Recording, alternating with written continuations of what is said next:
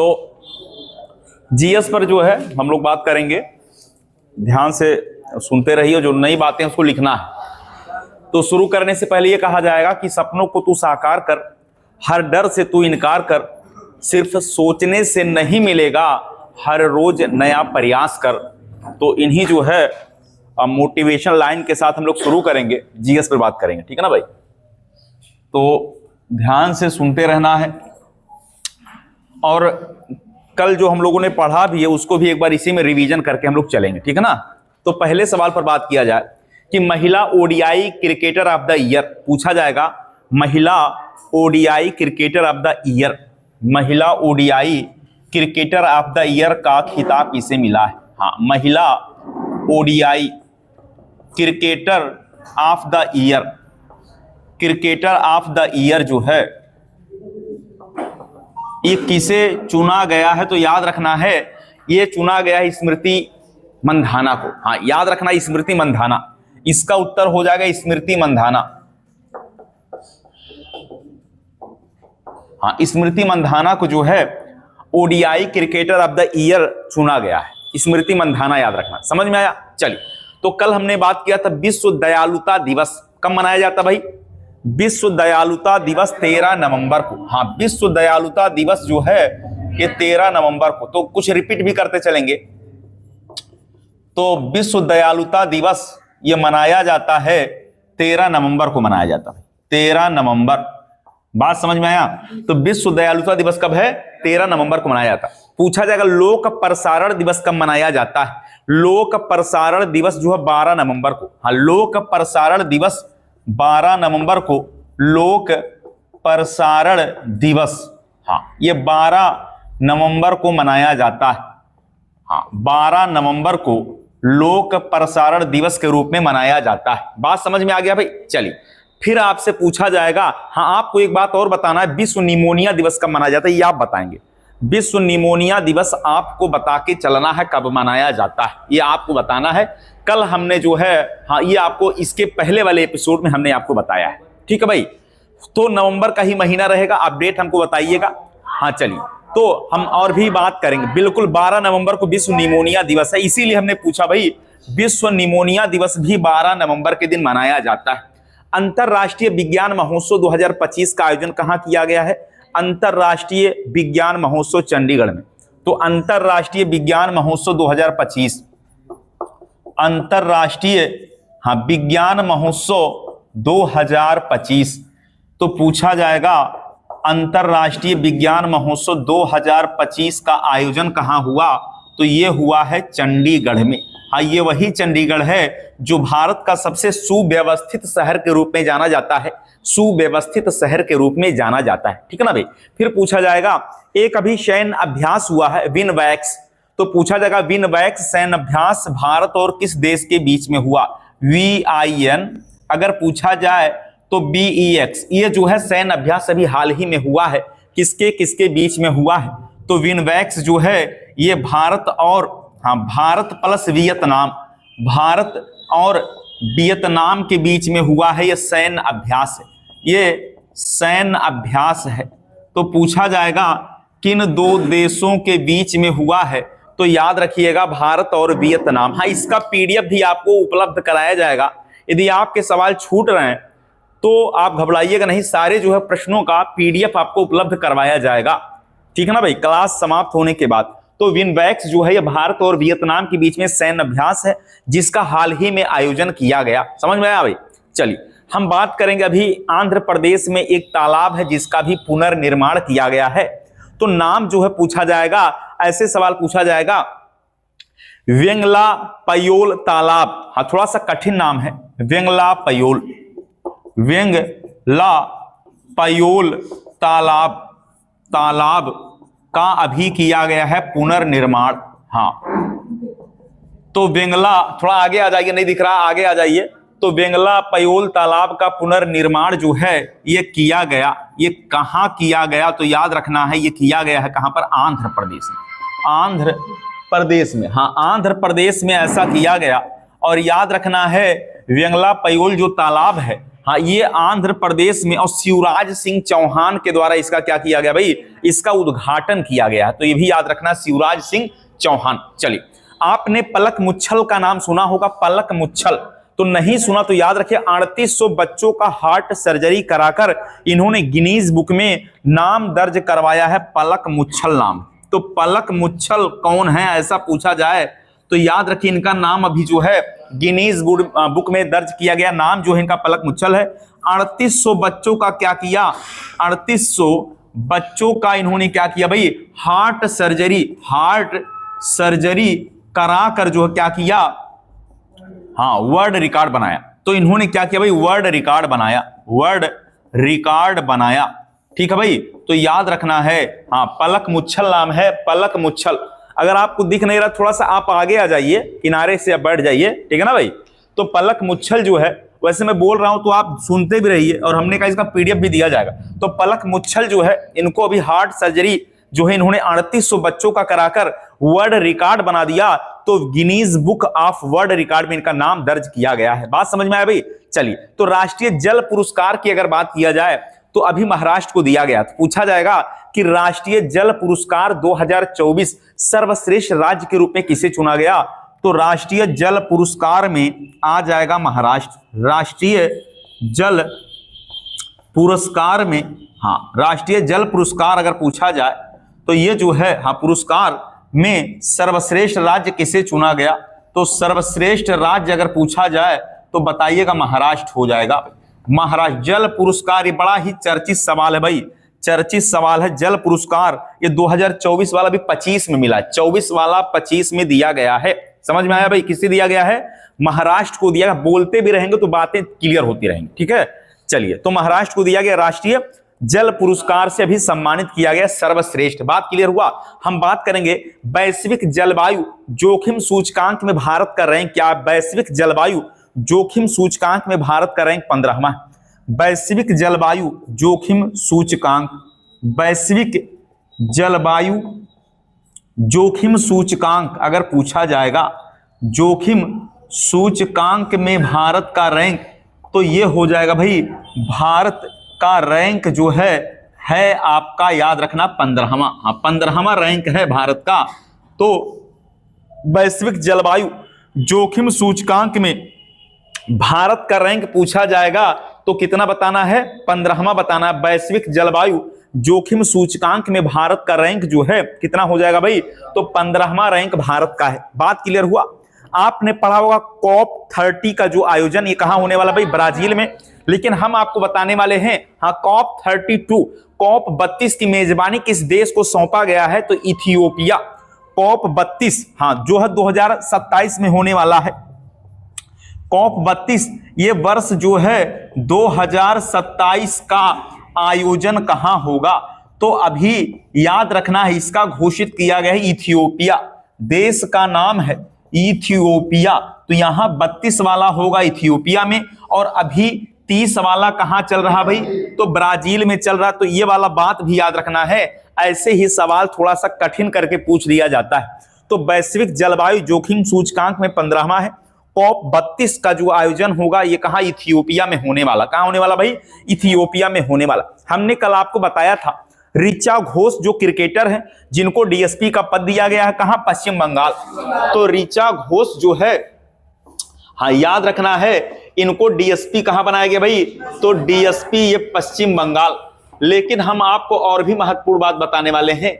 और भी महत्वपूर्ण बात यह है कि आपने दीप्ति शर्मा का नाम सुना होगा, वो भी क्रिकेटर हैं, और दीप्ति शर्मा का नाम आपने सुना होगा। तो याद रखना है, इनको उत्तर प्रदेश में, क्या, उत्तर प्रदेश में डीएसपी, हाँ, उत्तर प्रदेश में डीएसपी बनाया गया। तो उत्तर प्रदेश, तो याद रखिएगा, दीप्ति शर्मा, हाँ, दीप्ति शर्मा डीएसपी उत्तर प्रदेश, ऋचा घोष डीएसपी पश्चिम बंगाल। ये दोनों ही क्या है, क्रिकेटर हैं। दोनों ही क्या भाई, क्रिकेटर हैं। समझ में आ गया भाई। तो दोनों ही क्रिकेटर हैं, और ऐसे बड़े जो है पदों पर क्या किया गया भाई, इनकी नियुक्ति हुई है। बात क्लियर हुआ। अभी अमेरिका के जो है एक राजदूत हैं, नाम है सर्जियो गोर। तो पूछा जाएगा, जो सर्जियो गोर हैं, नाम क्या भाई, सर्जियो गोर, हाँ, सर्जियो गोर नाम है, ये अमेरिका के हैं, इनको भारत में राजदूत बनाया गया। तो अमेरिका के जो है क्या है, भारत में नियुक्त है। अमेरिका के राजदूत, हाँ, इनको कहां भेजा गया भाई, तो ये भारत में, अमेरिका के राजदूत भारत में, हाँ, भारत में इनकी नियुक्ति हुई है। ये अमेरिका के राजदूत है। बात समझ में आया भाई, भारत में नियुक्ति इनको दिया गया है। तो अमेरिका के राजदूत भारत में, क्या है नाम इनका, सर्जियो गोर। तो सर्जियो गोर जो है अमेरिका के राजदूत बनकर हमारे देश में आए हुए हैं। सर्जियो गोर, क्या नाम है भाई, सर्जियो गोर। वैसे हर देश का एक राजदूत हर दूसरे देश में होता है। हमारे देश के राजदूत अमेरिका में होंगे तो अमेरिका के राजदूत हमारे देश में होंगे। क्लियर हो भाई। चलिए एक उत्सव की बात करने वाले हैं, नोग क्रोम उत्सव पूछा जाएगा। नोग क्रोम उत्सव ये कहां मनाया गया, नोग क्रोम उत्सव मेघालय। हाँ, नोग क्रोम उत्सव अगर पूछा जाए तो इसका आयोजन हुआ है मेघालय के अंदर, नोग क्रोम उत्सव। याद रखिएगा, नोग क्रोम उत्सव का जो आयोजन हुआ ये कहां हुआ है, तो मेघालय के अंदर हुआ है, मेघालय। नोग क्रोम उत्सव, बात समझ में आया भाई, नाम क्या है, नोग क्रोम उत्सव का आयोजन कहां हुआ है, तो मेघालय के अंदर हुआ है, मेघालय। चलिए हम बात करने वाले हैं, अभी हम लोगों ने देखा 14 नवंबर को राष्ट्रीय बाल दिवस के रूप में मनाया गया, लेकिन विश्व बाल दिवस की बात करेंगे तो 20 नवंबर को मनाया जाता है। विश्व बाल दिवस 20 नवंबर को मनाया जाता है। तो याद रखना है, अगर पूछा जाए विश्व बाल दिवस कब मनाया जाता है, हाँ, तो विश्व बाल दिवस जो है ये 20 नवंबर के दिन मनाया जाता है। 14 जो है नवंबर, ये राष्ट्रीय क्या है भाई, राष्ट्रीय है ना भाई, हाँ, लेकिन 20 नवंबर याद रखना विश्व बाल दिवस के रूप में मनाया जाता है। बात समझ में आया। 14 नवंबर क्या है, बाल दिवस है। चलिए और भी महत्वपूर्ण मुद्दे पर बात करें तो राष्ट्रीय प्रेस दिवस 16 नवंबर को है। राष्ट्रीय प्रेस दिवस याद रखना है, राष्ट्रीय प्रेस दिवस ये 16 नवंबर को है। हाँ, राष्ट्रीय प्रेस दिवस जो है ये 16 नवंबर को मनाया जाता है। 16 नवंबर को राष्ट्रीय प्रेस दिवस मनाया जाता है। बड़ा ही महत्वपूर्ण सवाल। कल हमने 17 नवंबर को अंतरराष्ट्रीय छात्र दिवस बताया, तो अंतरराष्ट्रीय छात्र दिवस कब है भाई, 17 नवंबर को अंतरराष्ट्रीय छात्र दिवस है। अंतरराष्ट्रीय छात्र दिवस याद रखना है, अंतरराष्ट्रीय छात्र दिवस ये कब, हाँ क्या हो गया भाई, हाँ, तो याद रखना है 17 नवंबर तो आज ही है, आज ही है अंतरराष्ट्रीय छात्र दिवस, आज ही मनाया जाएगा भाई। तो याद रखिएगा, बड़ा महत्वपूर्ण सवाल है। और भी महत्वपूर्ण पॉइंट पर अगर हम बात करें तो हम आपसे बात करेंगे कि राष्ट्रीय प्राकृतिक चिकित्सा दिवस, राष्ट्रीय प्राकृत चिकित्सा दिवस 18 नवंबर को, राष्ट्रीय प्राकृत चिकित्सा दिवस 18 नवंबर को, राष्ट्रीय प्राकृत चिकित्सा दिवस, राष्ट्रीय प्राकृत चिकित्सा दिवस 18 नवंबर को है। राष्ट्रीय प्राकृत चिकित्सा दिवस ये मनाया जाता है 18 नवंबर के दिन मनाया जाता है, 18 नवंबर के दिन मनाया जाता है। बात क्लियर हुआ भाई। राष्ट्रीय प्राकृतिक चिकित्सा दिवस कब मनाया जाता है, तो 18 जो है नवंबर को मनाया जाता है। बात क्लियर हुआ। वैसे हमने आपको बताया था विश्व कैंसर जागरूकता दिवस बताया था 7 नवंबर को, हाँ 7 नवंबर को विश्व कैंसर जागरूकता दिवस भी कब मनाया जाता भाई, 7 नवंबर को विश्व कैंसर जागरूकता दिवस मनाया जाता। नहीं पता होगा तो लिख लीजिएगा। चलिए अंतरराष्ट्रीय बायोस्फीयर रिजर्व दिवस 3 नवंबर को, अंतरराष्ट्रीय बायोस्फीयर रिजर्व दिवस, अंतरराष्ट्रीय अंतरराष्ट्रीय बायोस्फीयर रिजर्व दिवस, रिजर्व दिवस, रिजर्व दिवस ये 3 नवंबर के दिन मनाया जाता है। ये 3 नवंबर को है अंतरराष्ट्रीय बायोस्फीयर रिजर्व दिवस, 3 नवंबर को मनाया जाता है। 3 नवंबर याद रखिएगा। बात क्लियर हो गया भाई। हमने आपको बताया था राष्ट्रीय विधिक सेवा दिवस 9 नवंबर को, राष्ट्रीय विधिक सेवा दिवस 9 नवंबर को, राष्ट्रीय विधिक सेवा दिवस, राष्ट्रीय विधिक सेवा दिवस, विधिक सेवा दिवस ये कब था भाई, तो ये 9 नवंबर के दिन, 9 नवंबर के दिन मनाया जाता भाई। तो 9 नवंबर के दिन राष्ट्रीय विधिक सेवा दिवस के रूप में मनाया जाता है। बात क्लियर हुआ भाई। संविधान दिवस 26 नवंबर को है। याद रखिएगा संविधान दिवस का मनाया जाएगा भाई, 26 नवंबर को संविधान दिवस के रूप में मनाया जाएगा। बात क्लियर हुआ। हमने आपको बताया था विश्व रेडियोग्राफी दिवस, हमने बताया था विश्व रेडियोग्राफी दिवस 8 नवंबर को। विश्व रेडियोग्राफी दिवस जो है तो विश्व रेडियोग्राफी दिवस, हाँ ये कब मनाया गया भाई? तो 8 नवंबर के दिन मनाया जाता है।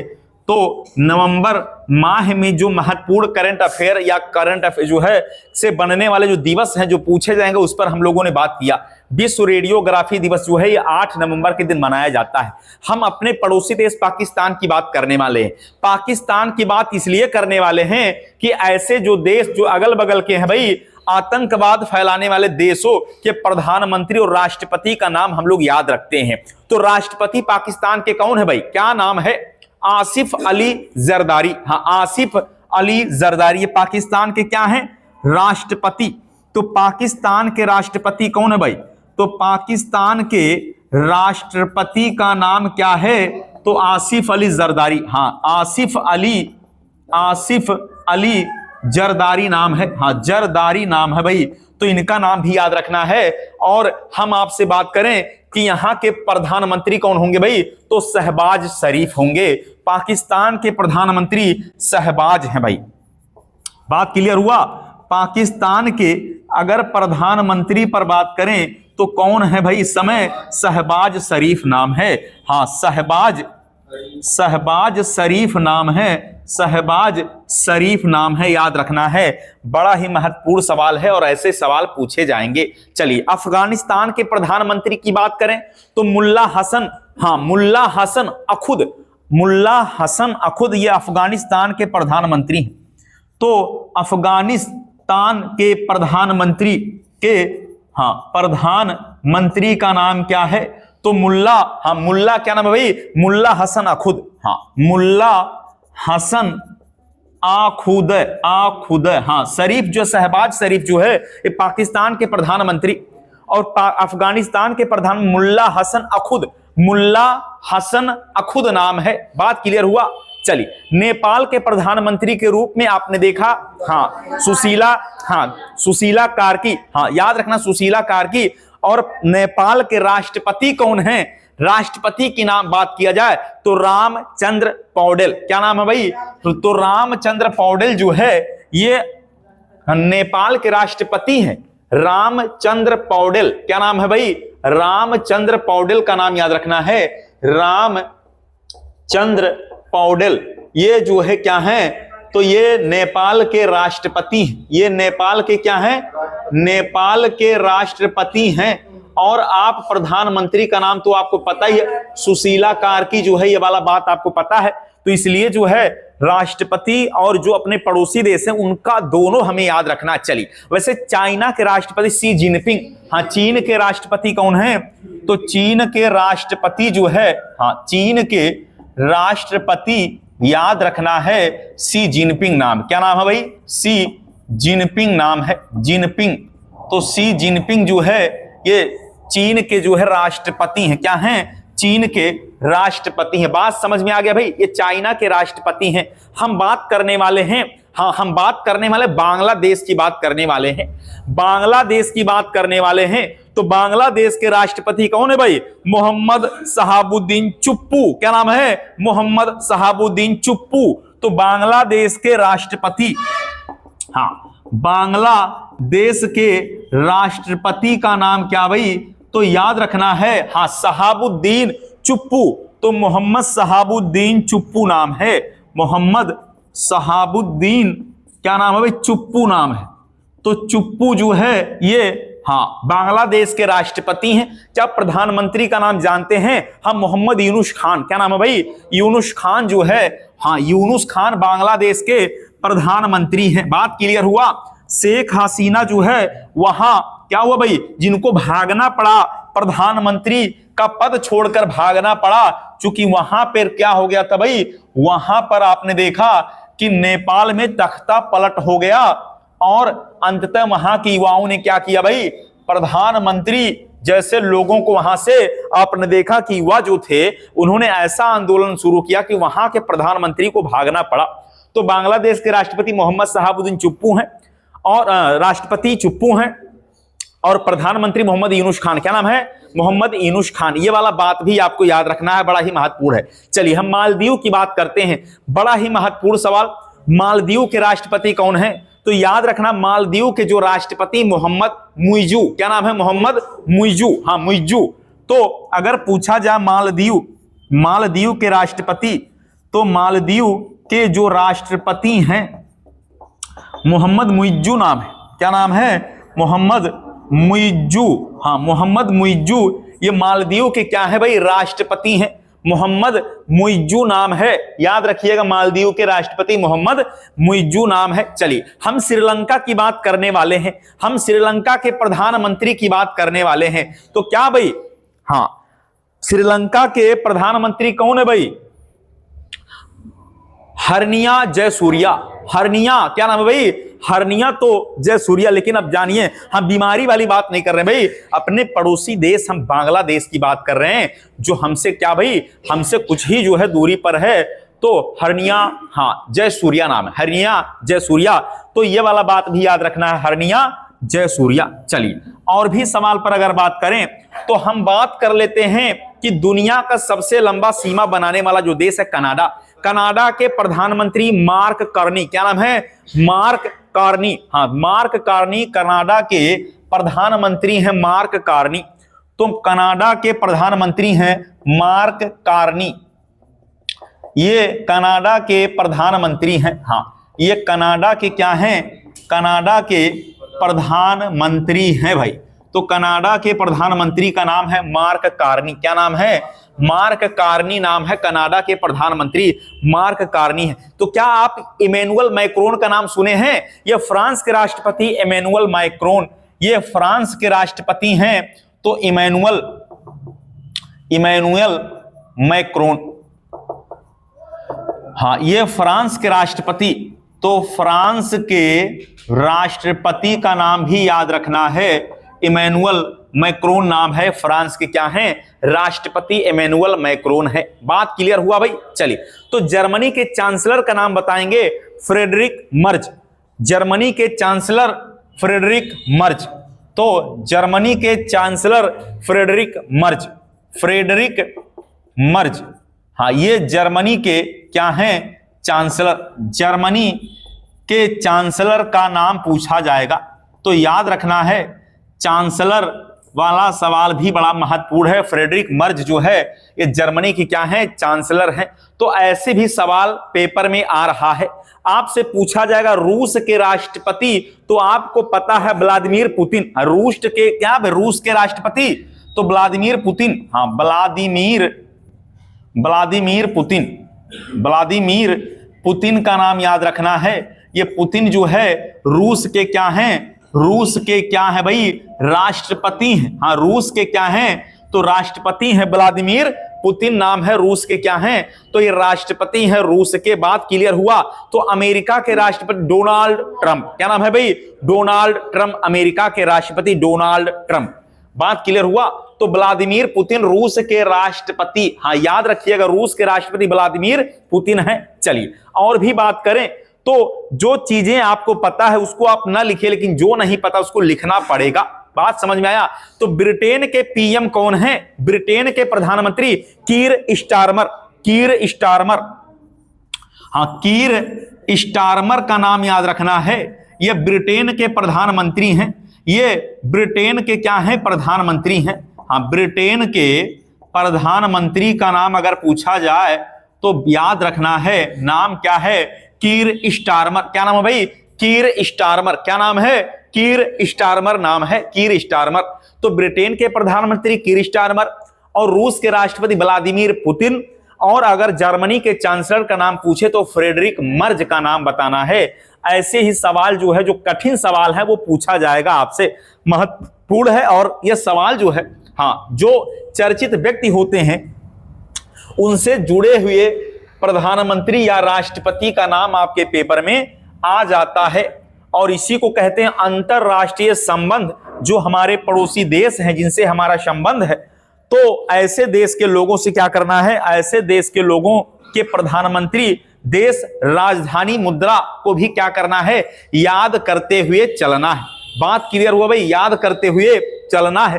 कीर स्टारमर, चाहे व्लादिमीर पुतिन, फ्रेडरिक मर्ज या इमैनुअल मैक्रोन, मार्क कार्नी। ये सारी बातों को याद रखना है। बात समझ में आया भाई। और बांग्लादेश वाला तो हम लोगों को क्लियर ही हो गया। बांग्लादेश वाला क्या भाई, तो शहाबुद्दीन चुप्पू का नाम हम लोग याद रखेंगे, जो वहां के राष्ट्रपति हैं। प्रधानमंत्री का नाम हमको पता यूनुस खान है। और बांग्लादेश के गांधी के रूप में जाने जा रहे थे, नाम क्या था भाई, तो शेख मुजीबुर रहमान। शेख मुजीबुर रहमान का फोटो बांग्लादेश की मुद्रा पर था। और अभी हाल ही में शेख मुजीबुर रहमान के जो है क्या किया गया भाई, नोट से फोटो गायब कर दिया गया। और गांधी का, बांग्लादेश के गांधी का खिताब भी छीन लिया गया। शेख मुजीबुर रहमान जो बंग बंधु के नाम से जाने जाते थे, शेख मुजीबुर रहमान, जिनकी पुत्री का नाम था शेख हसीना। तो याद रखिएगा, हाँ, शेख मुजीबुर रहमान जिन्होंने 1971 में और पाकिस्तान से अलग होकर जो बांग्लादेश बना, उसमें क्रांतिकारी की भूमिका निभाने वाले कौन थे भाई, शेख मुजीबुर रहमान।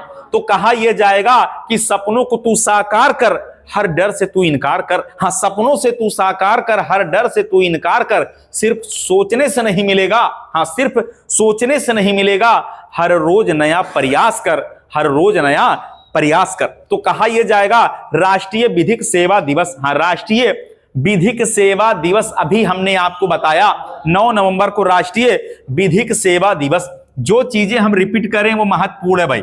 तो राष्ट्रीय विधिक सेवा दिवस कब है, हाँ, राष्ट्रीय विधिक सेवा दिवस ये मनाया जाता है आपका कब, 9 नवंबर को मनाया जाता है भाई।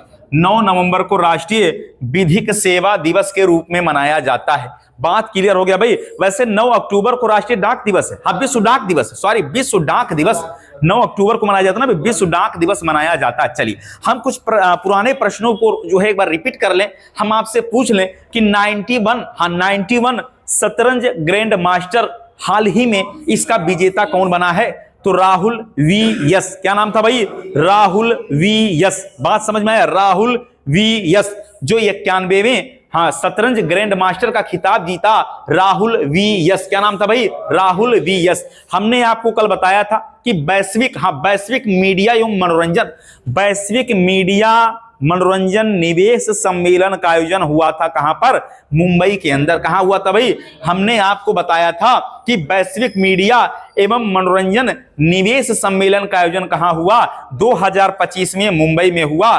तो मुंबई माया नगरी और भारत की आर्थिक राजधानी भी क्या है, मुंबई है। ये मुंबई जो है याद रखिएगा, भारत का एक ऐसा शहर जो सालिसेट द्वीप पर बसा हुआ है। किस द्वीप पर बसा हुआ भाई, सालिसेट द्वीप पर बसा हुआ है। हमने आपको बताया था कि 15 वर्ष से कम उम्र के बच्चों के लिए सोशल मीडिया पर प्रतिबंध लगाने वाला जो देश है उसका नाम है डेनमार्क।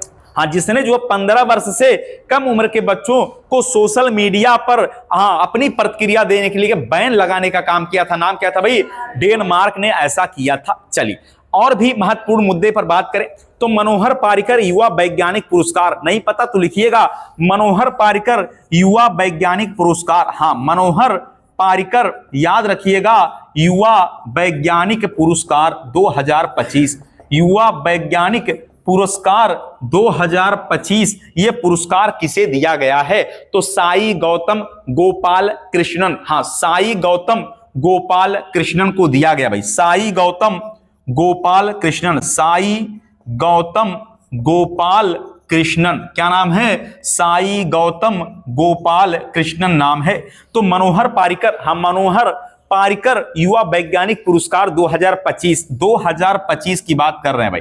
तो ये पुरस्कार अभी साई गौतम गोपाल कृष्णन को दिया गया। क्या नाम है, साई गौतम गोपाल कृष्णन। हाँ, साई गौतम गोपाल कृष्णन नाम है। बात क्लियर हुआ भाई। तो मनोहर पारिकर युवा वैज्ञानिक पुरस्कार 2025 दिया गया है साई गौतम गोपाल कृष्णन। ये मनोहर पारिकर जो गोवा के क्या थे भाई, गोवा के क्या थे, ये गोवा के मनोहर पारिकर तो गोवा के पूर्व मुख्यमंत्री थे ना भाई, जिनका क्या हो गया, निधन हो गया, जिनका क्या हो गया, निधन हो गया।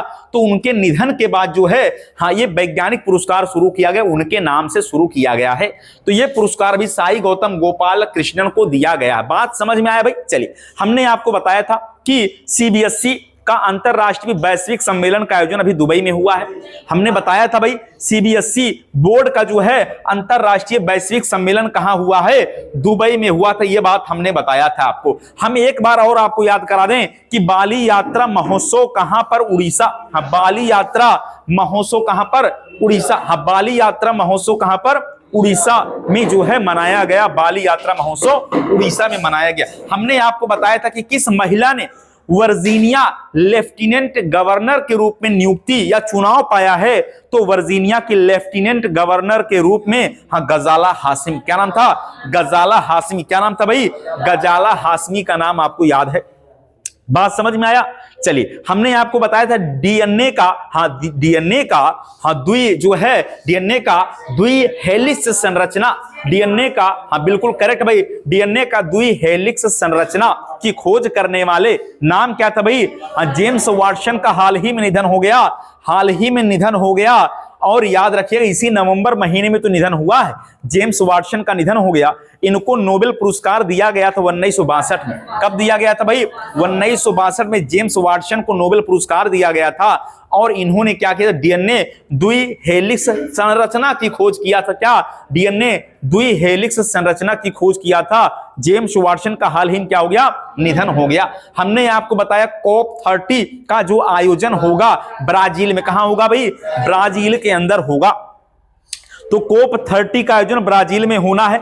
COP32 की मेजबानी करने के लिए इथोपिया को चुना गया। किसे, इथोपिया को चुना गया है। समझ में आया, किसे चुना गया है, इथोपिया को चुना गया है। बात समझ में आ गया भाई। चलिए, और भी महत्वपूर्ण मुद्दे पर बात करें तो आपसे पूछा यह जाएगा कि एशिया का सबसे खुशहाल शहरों की सूची में 2025 में मुंबई को पहला स्थान, किसे, मुंबई को पहला स्थान दिया गया था। बात समझ में आया। द गेटवे ऑफ इंडिया कहां, मुंबई के अंदर है। The gateway of India Mumbai के अंदर है। और याद रखिएगा 30 मार्च 1911, क्या 30 मार्च 1911 को द गेटवे ऑफ इंडिया की स्थापना, 30 मार्च 1911 को द गेटवे ऑफ इंडिया की स्थापना हुई थी। ये भी कहां है, मुंबई के अंदर है। अजलान शाह हॉकी टूर्नामेंट का खिताब जो है, अगर पूछा जाए, खिताब नहीं, हम आपसे पूछ लें अजलान शाह हॉकी किससे संबंधित है, हॉकी से संबंधित।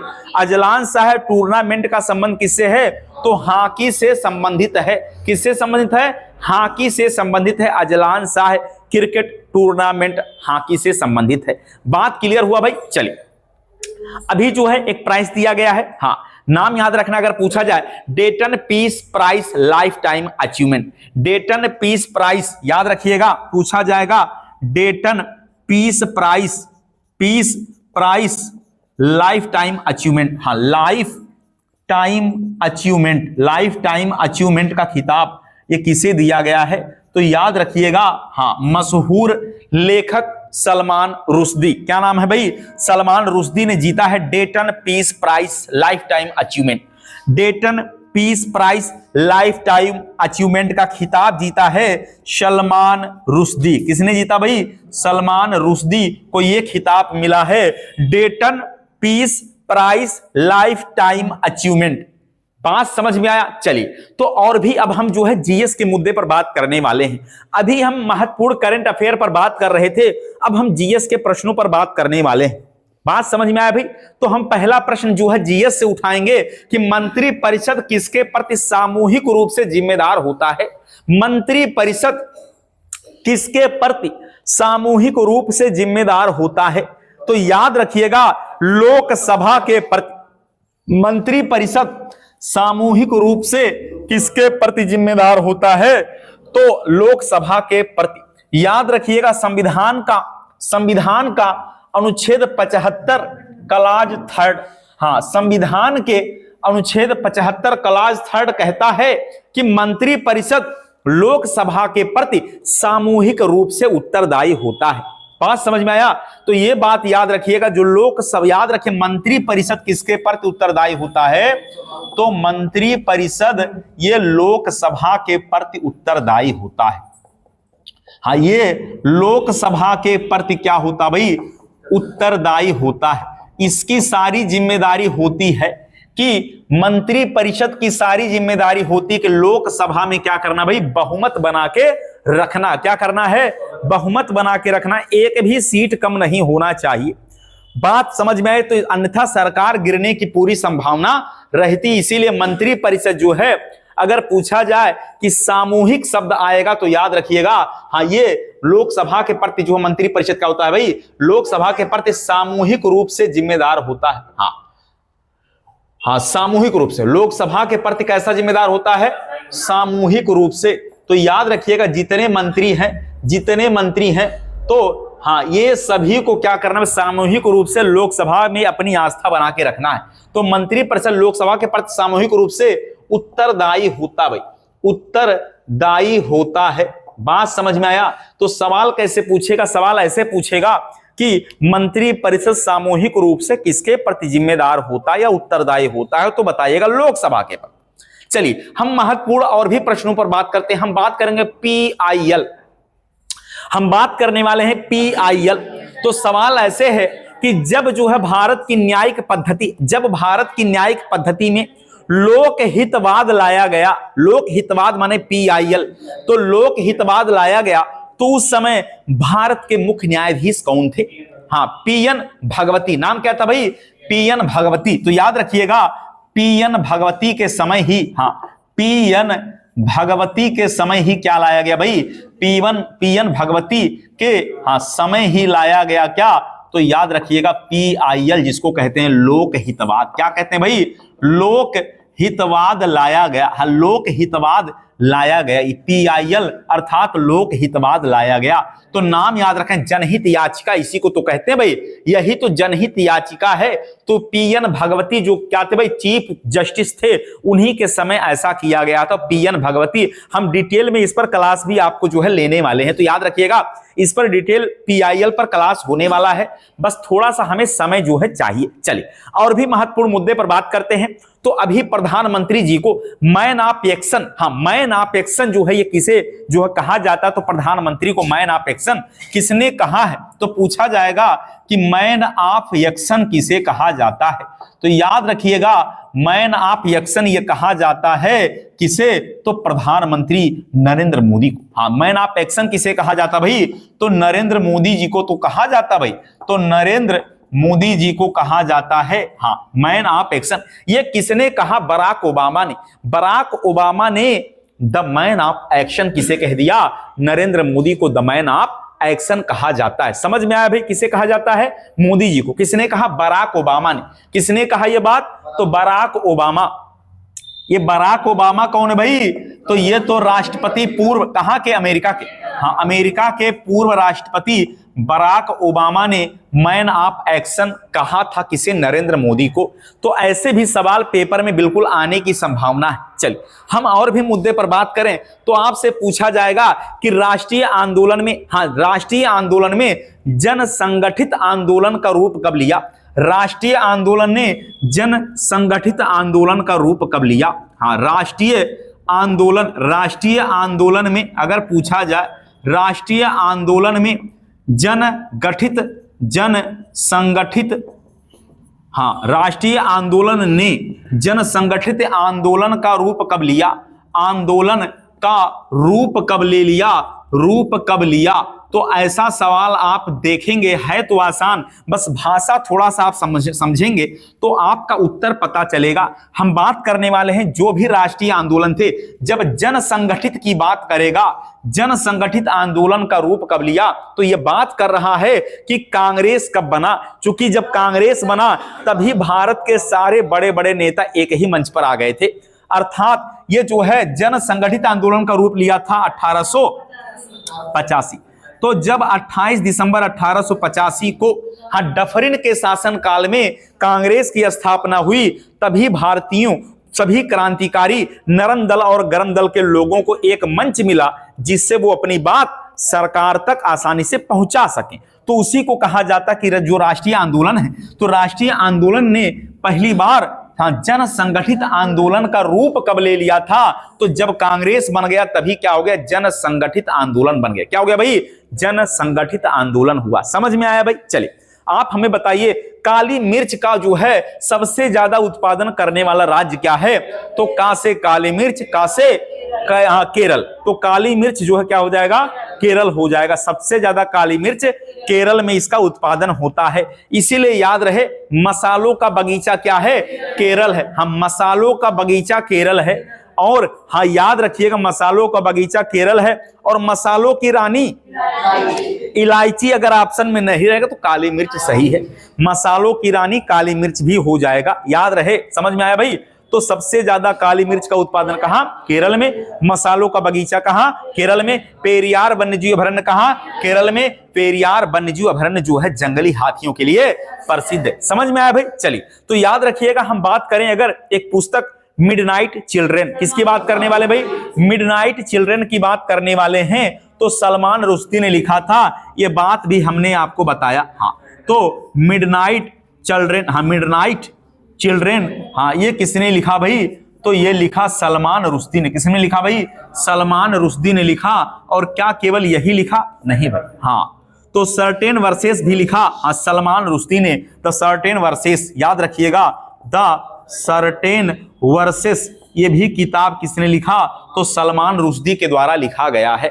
बात समझ में आया। चलिए घर और अदालत, एक महत्वपूर्ण पुस्तक की बात करने वाले हैं। घर और अदालत, लीला सेठ ने लिखा है। घर और अदालत एक पुस्तक है, लीला सेठ। तो सवाल पूछा जाएगा घर और अदालत ये किताब किसने लिखा है, तो याद रखिए लीला सेठ ने लिखा। लीला सेठ, नाम क्या है, लीला सेठ।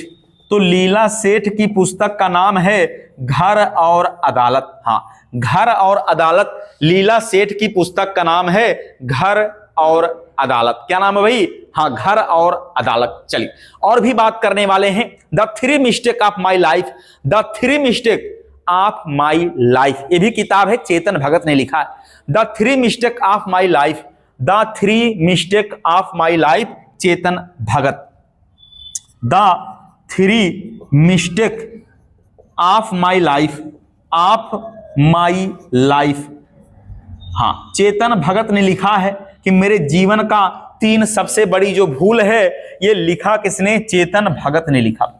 चेतन भगत ने लिखा। हाँ याद रखिएगा the three mistake of my life, किसने लिखा भाई, चेतन भगत ने लिखा है the three mistake of my life. तो मेरे जीवन में 3 महाभूल जो हुआ है, उस भूल की बात करने वाले हैं चेतन भगत। बात समझ में आया।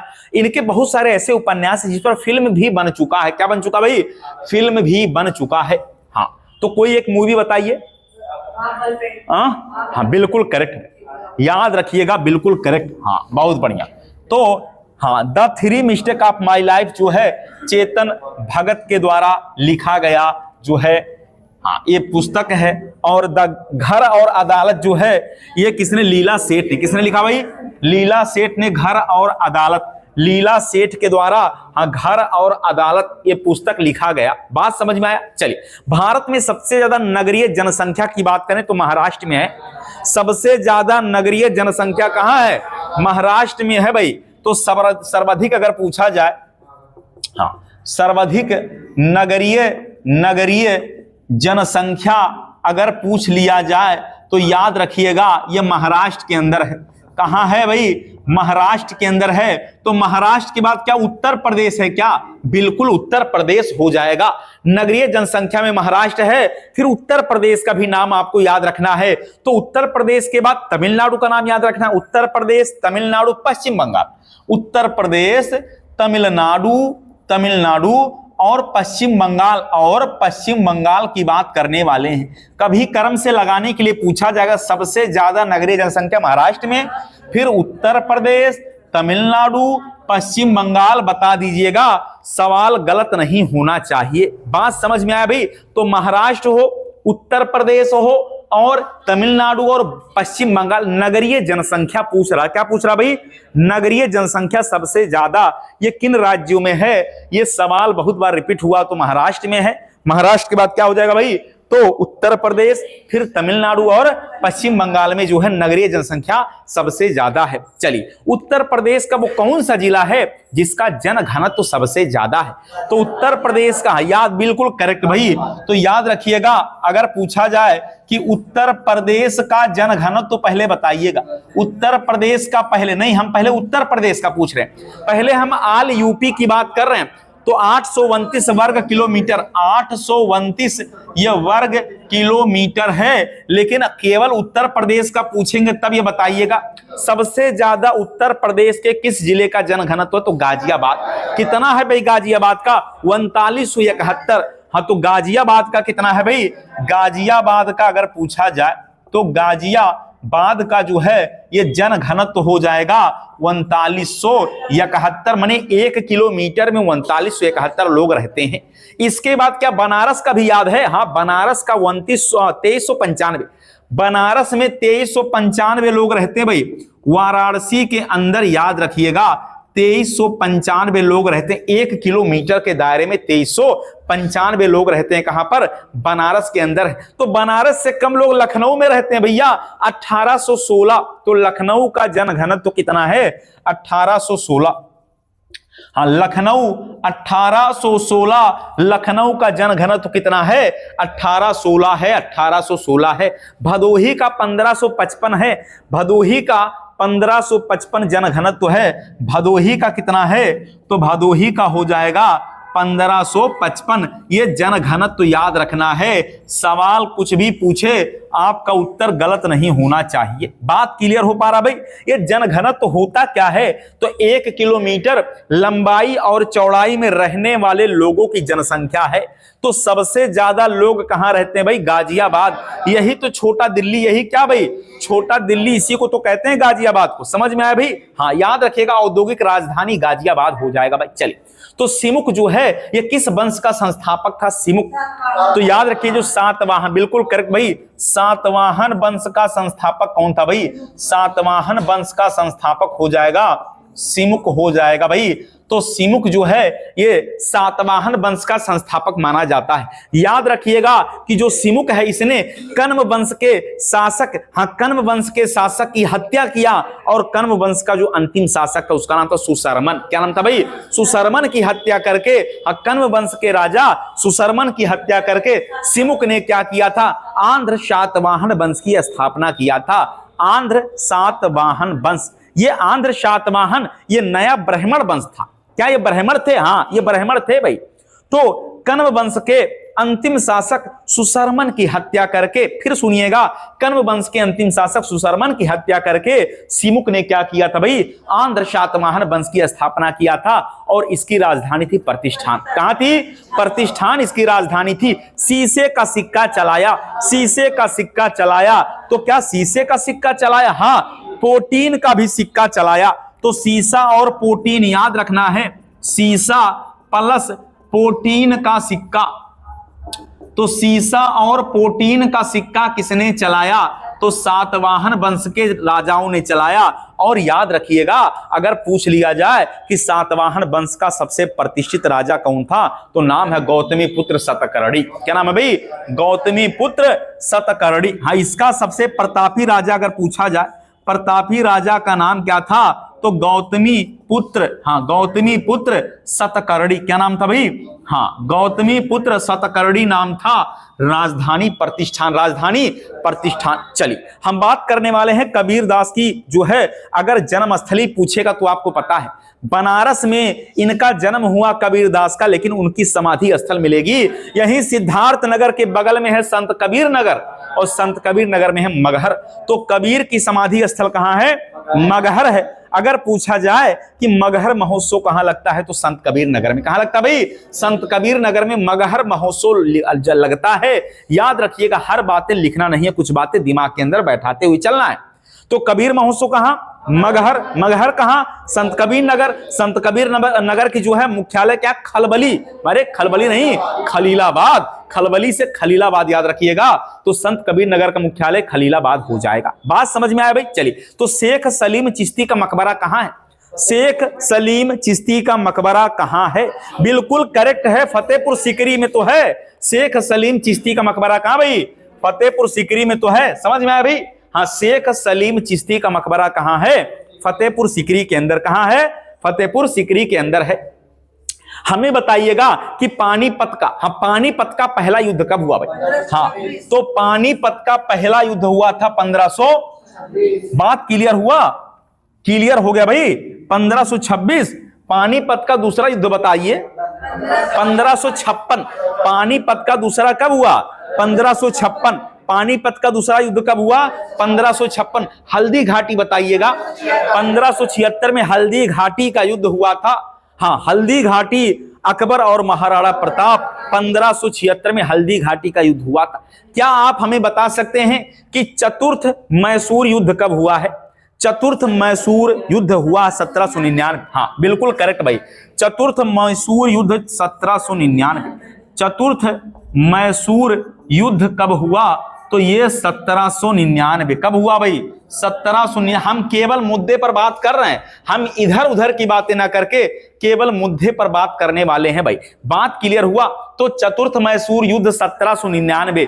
आपसे पूछा जाएगा कि तृतीय मराठा युद्ध कब हुआ था? तो 1817। हाँ, तृतीय मराठा युद्ध कब हुआ था? तो 1817 में। तृतीय मराठा युद्ध कब हुआ?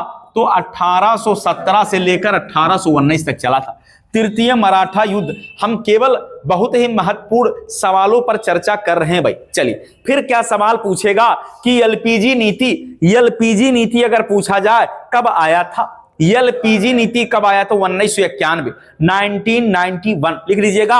अगर पूछा जाए नई आर्थिक नीति जिसे एलपीजी नीति कहते हैं, हाँ नई आर्थिक नीति जिसे एलपीजी नीति कहते हैं, याद रखिएगा, नई आर्थिक नीति जिसे क्या कहते हैं? एलपीजी नीति कहते हैं। नई आर्थिक नीति, हाँ जिसे क्या कहते हैं भाई? इसी को एलपीजी नीति भी कहा जाता है। एलपीजी नीति अगर पूछा जाए ये कब आया, तो याद रखिएगा यह आया 1991 में आया, 1991 में आया भाई। बात समझ में आया? तो अगर ये ऐसा सवाल अगर पूछा जाए तो बताइएगा 1991। इसका अगर भाषा बदल दिया जाए तो भाषा बदल के क्या पूछा जाएगा?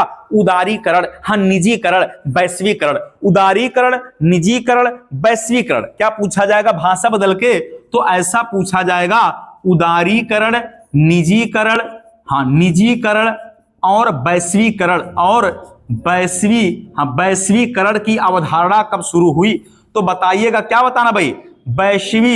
हाँ तो 1991।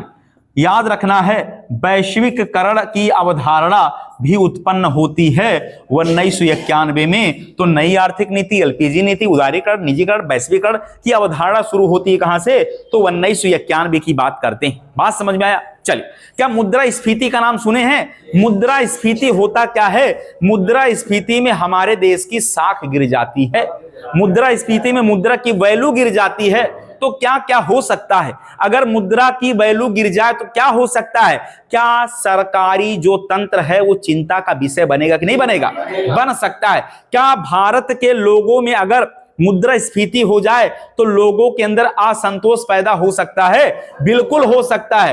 क्या इसका जो है प्रभाव, जो अगर सरकारी जो है अगर कहा जाए कि भारत के मुद्रा का स्फीति हो गया तो क्या जो विपक्षी पार्टियां हैं इस पर बवाला करती कि नहीं करती हैं? हाँ, राजनीतिक गतिविधियां बढ़ जाती नहीं बढ़ जाती हैं? बढ़ जाती हैं। तो याद रहे, जब भी पैसे की वैल्यू अगर गिरती है तो उसको कहते हैं मुद्रास्फीति। क्या कहते हैं भाई? मुद्रास्फीति कहते हैं। बात समझ में आ गया भाई? तो जब मुद्रास्फीति हो जाती है तो ये मान के चलिए कि देश के ऊपर एक तरह से संकट की स्थिति बन जाती है। सरकारी जो तंत्र है, जो सरकारी हलका है, उसमें चिंता का विषय हो जाता है। लोगों के अंदर क्या हो जाता भाई? असंतोष की भावना उत्पन्न हो जाती है। समझ में आया भाई? मान लीजिए भारत का रुपया नेपाल के रुपए के बराबर हो जाए तब क्या होगा? तब तो बड़ा चिंता का विषय हो जाएगा। अभी तो हमारे देश का रुपया क्या भाई? नेपाल के रुपए से तो बड़ा है कि नहीं बड़ा भाई? बड़ा है। तो याद रखिएगा, मुद्रास्फीति में पैसे का वैल्यू क्या हो जाता है? कम हो जाता है। समझ में आया? चलिए, तो बताइए कथकली कहां का है? कथकली केरल का भाई। केरल का लोक नृत्य क्या है? कथकली केरल का है। याद रखिएगा, कृष्णन नायर। हाँ, क्या नाम याद रखना है? कृष्णन नायर का नाम याद रखना है। कृष्णन नायर का नाम याद रखना है। ये तो कथकली से संबंधित है। हाँ, कथकली की मशहूर नृत्यांगना है। क्या नाम है? हाँ बताइए। प्रोडक्ट अगर मुद्रास्फीति हो गया भाई तो उसमें बिल्कुल करेक्ट हो गया, महंगाई क्या हो जाएगी? बढ़ जाएगी। महंगाई तो बढ़ना ही है। बात समझ में आया? चलिए, अगर आपसे पूछा जाए कि कुचिपुड़ी का संबंध किस, हाँ तो कुचिपुड़ी कहां से भाई? तो आंध्र प्रदेश से कुचिपुड़ी का संबंध हो जाएगा आंध्र प्रदेश से राजा और राधा रेड्डी। हाँ, कुचिपुड़ी से संबंधित है। हाँ, राजा और कुचिपुड़ी अगर पूछा जाए तो इससे एक नाम याद रखना, राजा और एक राधा रेड्डी। राधा रेड्डी, इन दोनों का संबंध जो है कुचिपुड़ी से है। बात समझ में आया? ये दोनों कुचिपुड़ी से संबंधित हैं, तो ये भी याद रखना है। और हम आपसे अगर पूछें यामिनी कृष्ण मूर्ति का नाम, तो भरतनाट्यम बताने का प्रयास करिएगा। हाँ, भरतनाट्यम। तो यामिनी कृष्ण मूर्ति का अगर बात करें तो ये जो है, हाँ, यामिनी कृष्ण मूर्ति। बात समझ में आया भाई? तो ये भरतनाट्यम से संबंधित हैं। तो आराम हराम है। हाँ, आराम हराम है, जवाहरलाल नेहरू ने कहा था। किसने कहा था भाई? जवाहरलाल नेहरू ने कहा था आराम हराम है। दिल्ली चलो का नारा किसने दिया? सुभाष चंद्र बोस ने दिया। और स्वराज मेरा जन्म सिद्ध अधिकार है, मैं इसे लेकर ही रहूंगा, तो बाल गंगाधर तिलक ने। किसने कहा था भाई? बाल गंगाधर तिलक। हे राम, महात्मा गांधी ने कहा। हे राम, महात्मा गांधी ने कहा। और महात्मा गांधी की मृत्यु पर किसने कहा कि हमारे जीवन से प्रकाश ही चला गया? तो याद रखना है, हाँ, पीटी नेहरू, पंडित जवाहरलाल नेहरू ने ही ऐसा कहा था। बात समझ में आया भाई? क्लियर हो गया? चलिए, तो याद रखिएगा, सवाल बड़ा ही महत्वपूर्ण है और ऐसे ही सवाल पेपर में आएंगे, इसलिए आपको चारों तरफ क्या सोच के चलना है। कहीं से भी सवाल बनेगा, उत्तर गलत नहीं होना चाहिए। बात समझ में आए? चलिए, और भी सवाल क्या पूछा जा सकता है? इंडियन एसोसिएशन की स्थापना किसने किया था? इंडियन एसोसिएशन की स्थापना नहीं, इंडियन एसोसिएशन की स्थापना 1876 में सुरेंद्रनाथ बनर्जी ने। तो इंडियन एसोसिएशन की स्थापना, हाँ, अगर पूछा जाए इंडियन एसोसिएशन की स्थापना, एसोसिएशन की स्थापना अगर पूछा जाए तो सुरेंद्रनाथ बनर्जी स्थापना। तो ये सुरेंद्रनाथ बनर्जी ने 1876 में किया था। सुरेंद्रनाथ बनर्जी। किसने किया भाई? सुरेंद्रनाथ बनर्जी। तो क्या ये नरम दल के थे कि गरम दल के? अरे नरम दल के थे। सुरेंद्रनाथ बनर्जी नरम दल के थे। सवाल याद रहे, अगर पूछा जाए कि कौन सा नेता अतिवादी, दो भाषा हम बताने वाले हैं आपको। एक तो याद रखिएगा, अतिवादी माने होता है, हाँ, अतिवादी का मतलब होता है गरम दल। तो पूछेगा कौन सा नेता अतिवादी था? तो अतिवादी था तो लाल बाल पाल। कौन अतिवादी नहीं थे? तो सुरेंद्रनाथ बनर्जी, गोपाल कृष्ण गोखले, इस टाइप के नेताओं का नाम आता है। तो अतिवादी माने गरम होता। क्या होता भाई? गरम होता है। समझ में आया? चलिए, तो हमें बताइएगा कि हाँ, संविधान का अनुच्छेद 55 पता है? अनुच्छेद 55 क्या है? राष्ट्रपति के निर्वाचन मंडल का प्रावधान।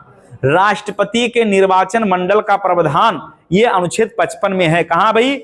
अनुच्छेद 55 में है। राष्ट्रपति के निर्वाचन मंडल, ये अनुच्छेद 55 में। राष्ट्रपति का निर्वाचन मंडल किसमें लिखा है? अनुच्छेद 55 में है। संविधान का अनुच्छेद 55 राष्ट्रपति के निर्वाचन मंडल की बात करता। किसकी बात करता है? राष्ट्रपति के निर्वाचन मंडल की बात करता। घबराइए नहीं, इसका जो है पीडीएफ आपको उपलब्ध कराया जाएगा। बात समझ में आए? तो इसलिए आपको जो है ज्यादा सोचने विचारने की जरूरत नहीं। समझ में आया भाई? तो हम क्या कह रहे थे भाई? हम किस मुद्दे पर बात कर रहे थे? अनुच्छेद 55 क्या है? राष्ट्रपति के निर्वाचन मंडल की व्यवस्था। वैसे राष्ट्रपति के निर्वाचन मंडल की व्यवस्था आयरलैंड से लिया गया। कहां से लिया गया भाई? आयरलैंड से लिया गया है। क्या आप हमें बता सकते हैं कि राष्ट्रपति के निर्वाचन में कौन कौन भाग लेते हैं? हाँ, दोनों सदनों के निर्वाचित सदस्य, विभिन्न राज्यों के विधानसभाओं के निर्वाचित सदस्य, और दिल्ली और पुदुचेरी केंद्र शासित प्रदेश के निर्वाचित सदस्य इसमें क्या लेते हैं भाई? भाग लेते हैं। समझ में आया भाई? तो इतनी बातें आपको याद रखना बड़ा ही महत्वपूर्ण पॉइंट है। हम आपसे बात पूछेंगे तो आपसे यह पूछा जाएगा कि आप बताइएगा कि राज्यपाल जो है किसके प्रसाद पर्यंत पद धारण करता है? तो राष्ट्रपति के प्रसाद पर्यंत पद धारण करता कौन? राज्यपाल जो होता है वो केंद्र और राज्यों के बीच में कड़ी का काम करता है। बात समझ में आया भाई? चलिए बताइएगा कि आपको ये बताएं, राज्यपाल को शपथ कौन दिलाता है? तो हाँ, संबंधित राज्य के हाई कोर्ट के मुख्य न्यायाधीश ऐसा शपथ दिलाते हैं। समझ में आया?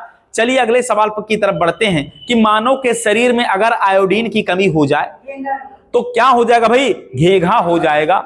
उसी को तो गाउटर कहते हैं, गाइटर कहते हैं भाई, हाँ गाइटर रोग कहते हैं। तो गाइटर रोग माने होता है घेघा। हाँ ये किसके कमी से, तो आयोडीन की कमी से।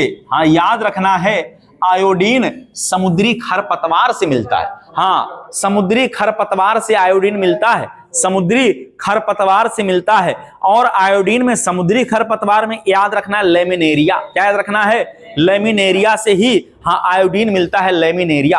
तो याद रखिएगा समुद्री खरपतवार से ही क्या मिलता है, आयोडीन, और लेमिनेरिया से भी आयोडीन प्राप्त होता है। समझ में आया भाई, हाँ इतनी बातें याद रखिएगा कि गाइटर रोग जो है आयोडीन की कमी से होता है। और आप जानते हैं इसीलिए जो है हाँ आयोडीन की मात्रा हमें लेनी चाहिए, आयोडीन की मात्रा लेनी चाहिए। समझ में आया भाई। चलिए तो हमें बताइएगा, जब किसी देश के मुद्रा का अवमूल्यन होता, अवमूल्यन माने गिर जाता, साख, तो उस देश में क्या होता है, विदेशी मुद्रा के सापेक्ष हमारे देश की मुद्रा की वैल्यू कम हो जाती है, हो जाती है, हमारी वैल्यू कम हो जाएगी। विदेशी मुद्रा डॉलर बढ़ जाएगा, भारत का रुपया क्या हो जाएगा, कम हो जाएगा।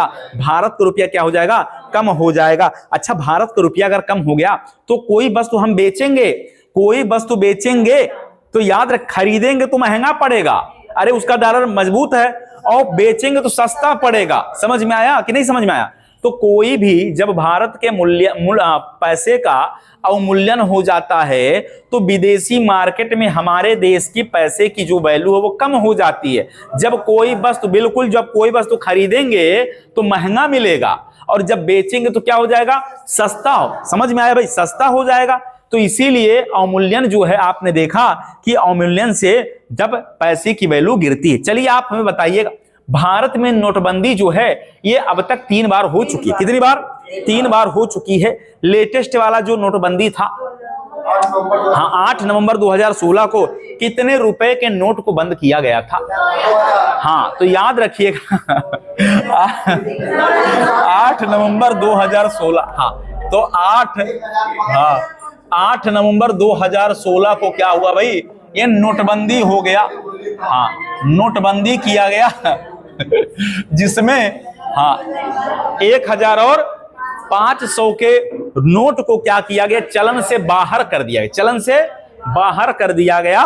ध्यान से बातों को सुनते रहिए, गलत नहीं होना चाहिए। समझ में आया। चलिए आप हमें बताइएगा कि आपको यह बताना कि भारत परिषद अधिनियम 1909, भारत परिषद अधिनियम 1909, जिसकी कोई एक महत्वपूर्ण बात बताइएगा क्या था भाई। भारत परिषद अधिनियम 1909 में क्या हुआ था भाई, सांप्रदायिक निर्वाचन मंडल की व्यवस्था हुई। हाँ सांप्रदायिक निर्वाचन मंडल की व्यवस्था हुई थी। अरे यही तो है 1909 वाला मार्ले मिंटो सुधार। तो पूछा जाएगा भारत परिषद अधिनियम 1909 क्या है, मार्ले मिंटो सुधार, सांप्रदायिक जो है निर्वाचन मंडल का व्यवस्था इसी में किया गया था। समझ में आया भाई। आप हमें बताइएगा कि प्रांतों में द्वैध शासन कब शुरू किया गया, प्रांतों में द्वैध शासन की शुरुआत कब हुआ, 1919 में। 1919 में प्रांतों में द्वैध शासन शुरू हुआ, और इसको कहते मांटेगू चेम्सफोर्ड सुधार कहते। तो 1919 में प्रांतों में द्वैध शासन शुरू हुआ, और प्रांतों में हटाकर केंद्र में द्वैध शासन कब हुआ था, 1935 में। समझ में आया भाई। तो याद रखना है प्रांतों में द्वैध शासन। हाँ अगर पूछा जाए तो गलत नहीं करना है भाई, प्रांतों में द्वैध शासन शुरू हुआ था 1919 में। लेकिन अगर पूछा जाए केंद्र में द्वैध शासन, केंद्र में हाँ द्वैध शासन अगर पूछा जाए तो कब हुआ भाई, 1935 में केंद्र में द्वैध शासन की शुरुआत हुई थी। समझ में आया। और सांप्रदायिक निर्वाचन की शुरुआत 1909 में हुई थी। तो बातें याद रखना, गलत नहीं करना है। अब हम बात करने वाले हैं भारत के विषय में। तो भारत की बात करें तो आपको बताना है कि कौन सी बातें करेक्ट हैं। चलिए पहले बात पर चर्चा करते हैं। भारत एक लोकतांत्रिक गणतंत्र देश है, सही कि गलत। भारत एक लोकतांत्रिक गणतंत्र देश है, बात बिल्कुल करेक्ट है। हम दूसरे मुद्दे पर बात करते हैं कि भारत में एक लोकतांत्रिक समाज है, करेक्ट, बिल्कुल करेक्ट। हम तीसरे मुद्दे पर बात करते हैं, भारत में समाजवाद है और समाजवाद से लोग बंधे हुए हैं, ये भी बात क्या है, करेक्ट है। हम चौथे मुद्दे पर बात करते हैं कि भारत में अध्यक्षात्मक शासन प्रणाली है, नहीं है, नहीं है। भारत में हाँ अध्यक्षात्मक वाला तो अमेरिका में है, भारत में संसदीय प्रणाली। कैसा प्रणाली है? संसदीय प्रणाली है। हाँ भारत में अर्धसंघीय प्रणाली भी है, अर्धसंघीय है, संसदात्मक शासन प्रणाली है। भारत के अंदर लोकतंत्रात्मक व्यवस्था है, भारत एक गणतंत्र है, भारत समाजवादी है, भारत पंथ निरपेक्ष है। समझ में आया भाई? भारत क्या है? अखंड है। भारत क्या है? अखंड है। चलिए हमें बताइएगा भारत का एक राष्ट्रपति होगा, किस अनुच्छेद में लिखा? नहीं, गलत हो गया, 52 में लिखा भारत का एक राष्ट्रपति होगा। किसमें लिखा है? 52 कहता है भारत का एक राष्ट्रपति होगा। समझ में किसमें लिखा भाई? 52 में लिखा है। हमें आपको यह बताना है कि बताइएगा 53 क्या कहता है? संघ की हाँ कार्यपालिका शक्ति हाँ राष्ट्रपति में क्या निहित है। हमें बताइएगा मूल कर्तव्य का उल्लेख किस अनुच्छेद में? 51 का। मूल कर्तव्य किसमें लिखा है? 51 का में मूल कर्तव्य लिखा है। हमें बताइएगा कि राज्य की कार्यपालिका शक्ति राज्यपाल में निहित है। ये कहां लिखा है? राज्य की कार्यपालिका शक्ति राज्यपाल में निहित है। 154 अनुच्छेद 154 कहता है कि राज्य की कार्यपालिका शक्ति राज्यपाल में निहित है। 154 की बात करता है। समझ में आया? हम बताएं कि राज्य की महाधिवक्ता का उल्लेख किस अनुच्छेद में है? 165 में। राज्य के महाधिवक्ता किसमें लिखा भाई? तो महाधिवक्ता अगर पूछा जाए तो ये लिखा हुआ 165 में। हम महाधिवक्ता का उल्लेख है 165 में। समझ में आया भाई? 165 में महाधिवक्ता का उल्लेख है। समझ में आ गया? अनुच्छेद 19 के अंतर्गत कितने प्रकार की स्वतंत्रता का उल्लेख है? 6 प्रकार की आजादी है। 19 के अंतर्गत कितनी आजादी है? 6 प्रकार की आजादी है। समझ पा रहे हैं भाई? तो हमें यह बताइएगा क्या राइट टू इंफॉर्मेशन सूचना का अधिकार ये मूल अधिकार है कि नहीं है? है। सूचना अधिकार भी क्या है? ये मूल अधिकार है। क्या भाई? मूल अधिकार है। सूचना का अधिकार भी फंडामेंटल राइट है। हम सूचना मांग सकते हैं। क्या कर सकते हैं भाई? सूचना मांग सकते हैं। बात समझ में आए? चलिए प्राचीन स्मारक संरक्षण अधिनियम 1904 किसके शासनकाल में आया था? प्राचीन स्मारक संरक्षण अधिनियम 1904 किसके शासनकाल में? बिल्कुल करेक्ट। 1904 में तो कर्जन ही रहा होगा भाई। 4 में कौन रहा होगा? कर्जन रहा होगा। तो पूछा जाएगा कि प्राचीन स्मारक हाँ संरक्षण अधिनियम 1904 हाँ अधिनियम 1904 ये किसके शासनकाल में पारित किया गया? तो बताइएगा लॉर्ड कर्जन के शासनकाल में ऐसा हुआ था। किसके शासनकाल में भाई? लॉर्ड कर्जन के शासनकाल में प्राचीन स्मारक संरक्षण अधिनियम ये लागू हुआ था 1904। तो कर्जन के शासन काल में। बात समझ में आया भाई? जिसने बंगाल का विभाजन किया लॉर्ड कर्जन ने किया 1905 में और 16 अक्टूबर 1905 से प्रभावी हो गया था। समझ में आया भाई? चलिए आपसे पूछा जाएगा एक गैस के बारे में। आपसे पूछा जाएगा फ्रियान गैस का काम क्या होता है? फ्रियान गैस का काम क्या होता है? तो याद रखना फ्रियान जो गैस है ये प्रशीतक का काम करता है। हाँ ये शीतल, प्रशीतक का मतलब हो गया शीतल, ठंडा रखने का कार्य करता है। तो क्या अमोनिया और फ्रियान दोनों फ्रिज में पाए जाते हैं क्या? हाँ पाए जाते हैं। क्या याद रखिएगा ऐसा सवाल भी पूछा जाएगा। पूछेगा रॉकेट ईंधन में किसका प्रयोग किया जाता है? द्रव्य हाइड्रोजन का। रॉकेट ईंधन में अगर रॉकेट का ईंधन पूछा जाए हाँ द्रव्य हाइड्रोजन ये रॉकेट ईंधन में प्रयोग किया जाता है। द्रव्य हाइड्रोजन जो है ये रॉकेट ईंधन के रूप में काम किया जाता है। रॉकेट ईंधन तो याद रखिएगा हाँ तो द्रव्य हाइड्रोजन जो है ये रॉकेट के ईंधन के रूप में इसका प्रयोग किया जाता है। बात समझ में आया? चलिए अभी जो है हम बात करने वाले हैं तो अभी हुआ क्या है? अभी जो है याद रखना कि भारतीय जो है प्रौद्योगिकी संस्थान आईआईटी रुड़की ने क्या किया है? इसके द्वारा अभी जो है ड्रोन अनुसंधान केंद्र बनाया गया। तो पूछा जाएगा कि नया ड्रोन अनुसंधान केंद्र की स्थापना कहां हुआ? नए ड्रोन अनुसंधान केंद्र की स्थापना अनुसंधान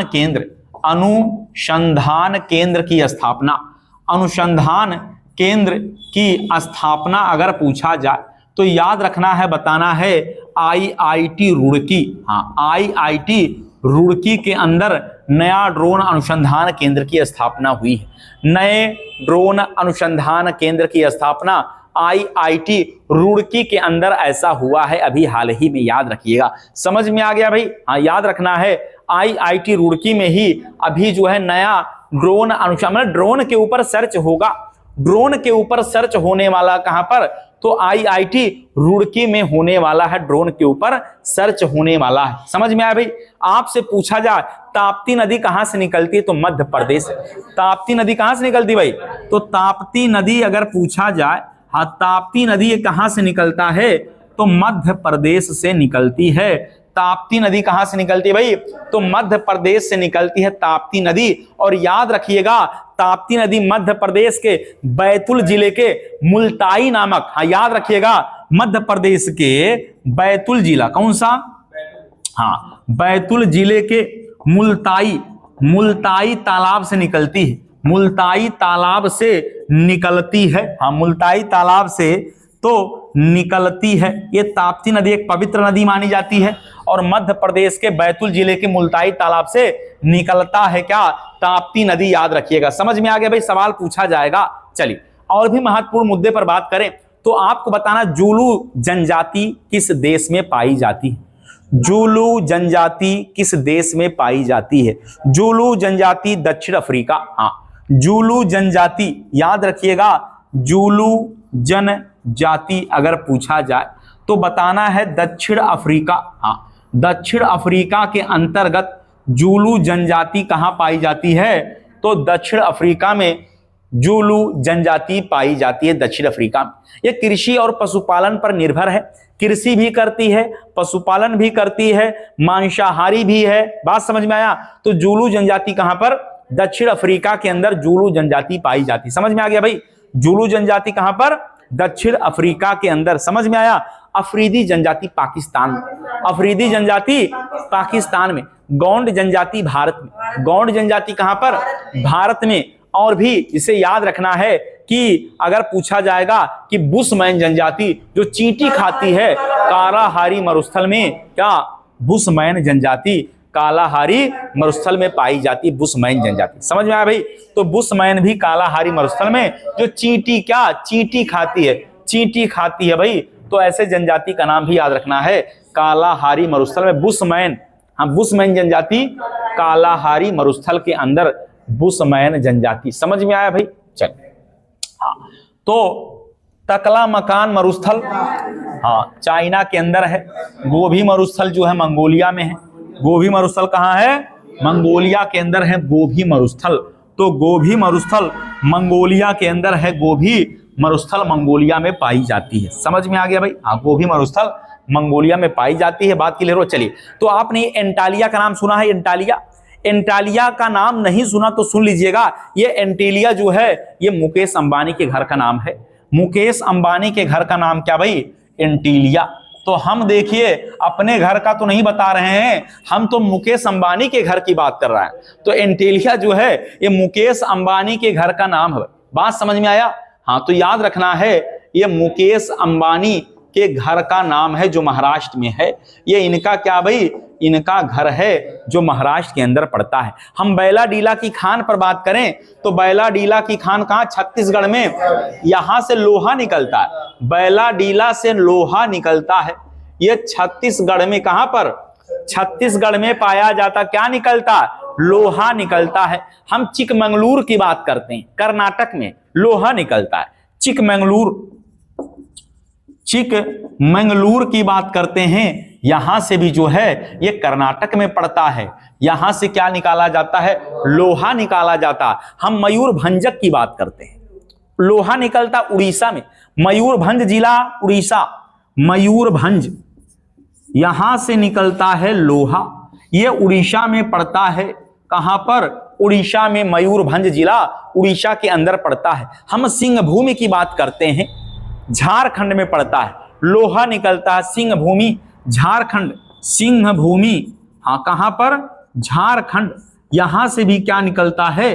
तो लोहा निकलता है। सिंहभूमि भी कहां मिलेगा भाई? झारखंड के अंदर मिलेगा। हाँ, सिंहभूमि कहां है? तो झारखंड के अंदर मिलेगा सिंहभूमि। समझ में आया भाई? सिंहभूमि कहां पर? झारखंड के अंदर। और यहां से भी क्या? लोहा निकलता है। समझ में आया? क्या निकलता है? लोहा निकलता है। बैलाडीला, चिकमंगलूर कर्नाटक वाला और मयूरभंज उड़ीसा, सिंहभूमि झारखंड, यहां से लोहा निकाला जाता है। क्या निकाला जाता है भाई? ये लोहा के लिए प्रसिद्ध है। किसके लिए? लोहा के लिए प्रसिद्ध है। सहारा मरुस्थल अफ्रीका के अंदर है। भारत और पाकिस्तान में थार मरुस्थल, तो थार मरुस्थल पूछा जाए, भारत और पाकिस्तान में थार मरुस्थल है। भारत और पाकिस्तान में थार मरुस्थल स्थित है। समझ में आया भाई? तो एंटालिया आपको समझ में आया? ये मुकेश अंबानी का मुंबई वाला जो घर है, ये क्या है? एंटालिया है। बात समझ में आया भाई? एंटालिया है। वैसे याद रखिए बिंबिसार का जो महल है, बिंबिसार का महल, हाँ, बिंबिसार का जो लकड़ी का महल, उसका डिजाइन बनाया था महागोविंद ने। किसने? महागोविंद ने बनाया था। तो ये भी याद रखना, महागोविंद ने बनाया था। हाँ, किसका महल? बिंबिसार का महल लकड़ी का बना हुआ था। और ये भी सवाल याद रखना है, अपना घर तो पता नहीं है, लेकिन बिंबिसार का घर, मुकेश अंबानी घर, ये घर हम लोगों को याद करना पड़ रहा है। बड़ी दुर्दशा है भाई, बड़ी दुर्दशा हो गया भाई। तो याद रखना है, सरकारी नौकरी पाना है तो ऐसे ऐसे सवाल बनेंगे, अपना घर छोड़ के सवाल पूछा जाएगा, दूसरे के घर का जो है सवाल पूछा जाएगा। समझ में आया? चलिए अगले महत्वपूर्ण मुद्दे पर बात करने वाले, अगले महत्वपूर्ण मुद्दे पर बात करने हैं। तो आपको जो है ये बता देना है, आपको बताना, क्या आप क्वाड का नाम सुने? क्वाड, क्वाड का नाम अगर आपने नहीं सुना है तो याद रखिएगा, क्वाड एक समूह है। उस क्वाड में अमेरिका है, भारत है, ऑस्ट्रेलिया है, जापान है। ये सभी देश क्या एक ऐसा समूह है जो ये लोग रणनीति बनाते हैं सुरक्षा को लेकर। किसको? सुरक्षा लोग को लेकर एक रणनीति बनाते हैं। 2007 की बात है, शिंजो अबे, इन्होंने क्या किया? औपचारिक रूप से शिंजो अबे ने 2007 में क्वाड का जो है क्या किया? क्वाड का नाम रखा था शिंजो अबे ने। ठीक, क्वाड का नाम रखा शिंजो अबे। लेकिन क्वाड का अगर औपचारिक उद्घाटन की बात करें, क्वाड का जो है औपचारिक रूप से गठन हुआ था 17 में। क्वाड का औपचारिक गठन कब हुआ? तो 2017 में। इसका औपचारिक गठन कब हो गया? 17 में। नाम रखा था शिंजो अबे ने और गठन हुआ 2017 में। इसमें अमेरिका है, इसमें भारत है, इसमें जो है ऑस्ट्रेलिया है, इसमें ये सारे लोग क्या भाई? ये सारे लोग सुरक्षा दृष्टिकोण से जो है इन लोगों का एक संगठन है। तो क्वाड का औपचारिक अगर पूछा जाए कि गठन कब हुआ? 2017 में हुआ है। समझ में आया? कब हुआ भाई? 2017 में हुआ है। क्वाड का गठन पूछा जाए कब हुआ है? तो 2017 में हुआ है। और क्वाड का जो नाम है ये शिंजो अबे के द्वारा, जो जापान के प्रधानमंत्री थे शिंजो अबे, इनके द्वारा 2007 में ऐसा नाम रखा गया था, शिंजो अबे। 2007 में नाम रखा गया था। तो और इसका औपचारिक गठन हुआ 2017 में। 10 साल बाद 7 में रखा गया, 17 में गठन हुआ। जापान, ऑस्ट्रेलिया, अमेरिका, भारत, ये सभी जो है क्या हैं? ये इसके मेंबर हैं और ये रणनीति बनाते हैं, सुरक्षा को ध्यान में रखकर क्या अपनी रणनीति बनाते हैं। तो 4 देशों का आप देखेंगे क्या है? ये समूह है। समझ में आया भाई? Japan, Australia, Bharat, America. Quad का औपचारिक जो है गठन 2017 में। नाम दिया था जापान के प्रधानमंत्री शिंजो अबे। क्या नाम था? Shinzo Abe. चलिए, हमारे पेट में जो हमारा अमाशय है, अमाशय रस जो भोजन को पचाता है, तो पूछेगा कि अमाशय रस में कौन सा अम्ल पाया जाता है? अमाशय रस हाइड्रोक्लोरिक अम्ल। हाँ बिल्कुल करेक्ट। तो हाइड्रोक्लोरिक अम्ल, हाँ हाइड्रोक्लोरिक अम्ल, इसी को कहते हैं अमाशय रस कहते हैं। क्या कहते हैं भाई? ये अमाशय रस है, यही तो भोजन को पचा देता है। कुछ भी खा लीजिए पचा देगा। क्या? यही हाइड्रोक्लोरिक अम्ल। समझ में आया? चलिए, तो हड्डियों में कैल्शियम फास्फेट, हड्डियों में कौन सा अम्ल है? Calcium phosphate. हड्डियों में कैल्शियम फास्फेट याद रखना है। हाँ, कैल्शियम फास्फेट ये हड्डियों में कहाँ उपस्थित रहता है? ये हड्डियों में उपस्थित रहता है। ये हड्डियों में उपस्थित रहता है। हड्डियों में कैल्शियम फास्फेट उपस्थित रहता है। अगर इतनी बात समझ में आया तो सिरका में कौन सा अम्ल है? हाँ एसिटिक। हाँ सिरका में एसिटिक। हाँ सिरका में एसिटिक याद रखना है। एसिटिक अम्ल जो है ये सिरका के अंदर, किसमें? सिरका में एसिटिक अम्ल पाया जाता है। सिट्रिक अम्ल नींबू में। हाँ सिट्रिक अम्ल अगर पूछा जाए तो याद रखना है ये नींबू के अंदर होता है। सिट्रिक अम्ल कहां पर? नींबू के अंदर पाया जाता है। समझ में आया भाई? चलिए, दूध में लैक्टिक अम्ल है, दूध में लैक्टिक अम्ल पाया जाता है, दूध में पाया जाता है लैक्टिक अम्ल। हाँ, लैक्टिक अम्ल जो है ये पाया जाएगा कहां पर? तो दूध के अंदर पाया जाता है लैक्टिक अम्ल। समझ में आया भाई? लैक्टिक अम्ल दूध के अंदर। फार्मिक अम्ल चींटियों में पाया जाता है। फार्मिक अम्ल जो है ये चींटी बिच्छू में पाया जाता है। चींटी हो, बिच्छू हो, इनमें जो है पाया जाएगा, हाँ, फार्मिक अम्ल पाया जाएगा।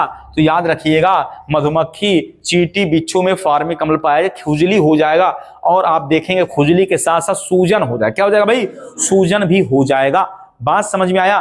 तो फार्मिक अम्ल जब चींटियां काटती हैं तो फार्मिक अम्ल छोड़ती हैं। समझ में आया भाई? तो फार्मिक अम्ल जो है चींटी में, बिच्छू में फार्मिक अम्ल पाया जाएगा, लैक्टिक अम्ल दूध में, ब्यूटेरिक अम्ल जो है मक्खन के अंदर। ब्यूटेरिक अम्ल जो है कहां पर? तो मक्खन के अंदर ब्यूटेरिक अम्ल जो है, हाँ, ये मक्खन के अंदर, तो दही के अंदर पाया जाता है ब्यूटेरिक अम्ल। समझ में आ गया भाई? मौलिक अम्ल सेब में, हाँ, मौलिक अम्ल कहां पर? तो सेब के अंदर जो है, हाँ, सेब के अंदर मौलिक अम्ल पाया जाएगा। तो गलत नहीं करना है, सवाल को जैसा भी आएगा घुमा के आपको उत्तर इसका बता के चलना है। समझ में आ गया भाई? तो बताइएगा, पानीपत का तीसरा युद्ध कब हुआ भाई? 1761 अहमद शाह अब्दाली और मराठों के बीच में हुआ था। अहमद शाह अब्दाली और मराठों के बीच में पानीपत का तीसरा युद्ध 1761 में हुआ भाई। कब हुआ है? तो 1761 में हुआ पानीपत का कैसा युद्ध? तीसरा युद्ध। हाँ, तीसरा युद्ध अगर पूछा जाए तो यह 1761 में हुआ है। हाँ, अफगान और मराठों के बीच में, अफगान प्लस मराठा के बीच में हुआ, अफगान प्लस मराठों के बीच में हुआ। पानीपत का कौन सा? तीसरा युद्ध हुआ, अफगान और मराठा के बीच में हुआ। समझ में आ गया भाई? तो पानीपत का तीसरा युद्ध जो है अफगान और मराठों के बीच में हुआ है, 1761 के अंदर हुआ है। कहां? 1761 में हुआ। समझ में आ गया भाई? आपसे सवाल पूछा जाएगा कि कौन सी नदी है जो अपने मुहाने पर यशचुरी का निर्माण करती है? यशचुरी का निर्माण नर्मदा नदी। तो याद रखिएगा, पूछा जाए कि नर्मदा नदी के बारे में पूछे, कौन सी नदी अपने मुहाने पर, हाँ, यशचुरी का निर्माण करती है? तो मुहाने पर क्या करती है भाई? अपने मुहाने पर यशचुरी का निर्माण करती है। यशचुरी का निर्माण करती है। हाँ, यशचुरी का क्या करती है? निर्माण करती है। यशचुरी का निर्माण करती है नर्मदा नदी। तो पूछेगा कौन सी नदी ऐसा है जो यशचुरी का निर्माण करती है? तो नर्मदा नदी ऐसा करती है। यशचुरी मुहाने के पास ऐसे बनाती है, कर्व करके बनाती है। ठीक है भाई? चलिए, हाँ, अब हम बात करने वाले हैं, बताइएगा, आपको यह बता के चलना है कि ब्राह्मण परिवार की बात करते हैं। हाँ, ब्राह्मण परिवारों में से बताना आपको यह है कि ब्राह्मण परिवार में से बताना है। क्या आप भृगुवंशी ब्राह्मण के बात जानते हैं?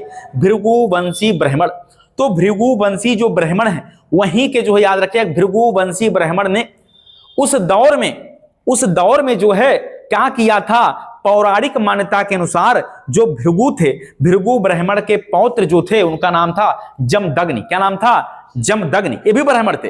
भृगु ब्राह्मण का पौत्र जमदग्नि, उनके जो है पुत्र का नाम था परशुराम। क्या नाम था भाई? परशुराम। समझ में आया? भृगु ब्राह्मण के पौत्र जमदग्नि, और जमदग्नि के जो पुत्र थे उनका नाम था महर्षि परशुराम। परशुराम ने क्षत्रियों की बात करें, 21 बार पृथ्वी से क्षत्रियों का नाश किया था। तो किसने 21 बार पृथ्वी को क्षत्रिय विहीन कर दिया था? परशुराम ने 21 बार पृथ्वी को क्षत्रियों से क्या किया था भाई?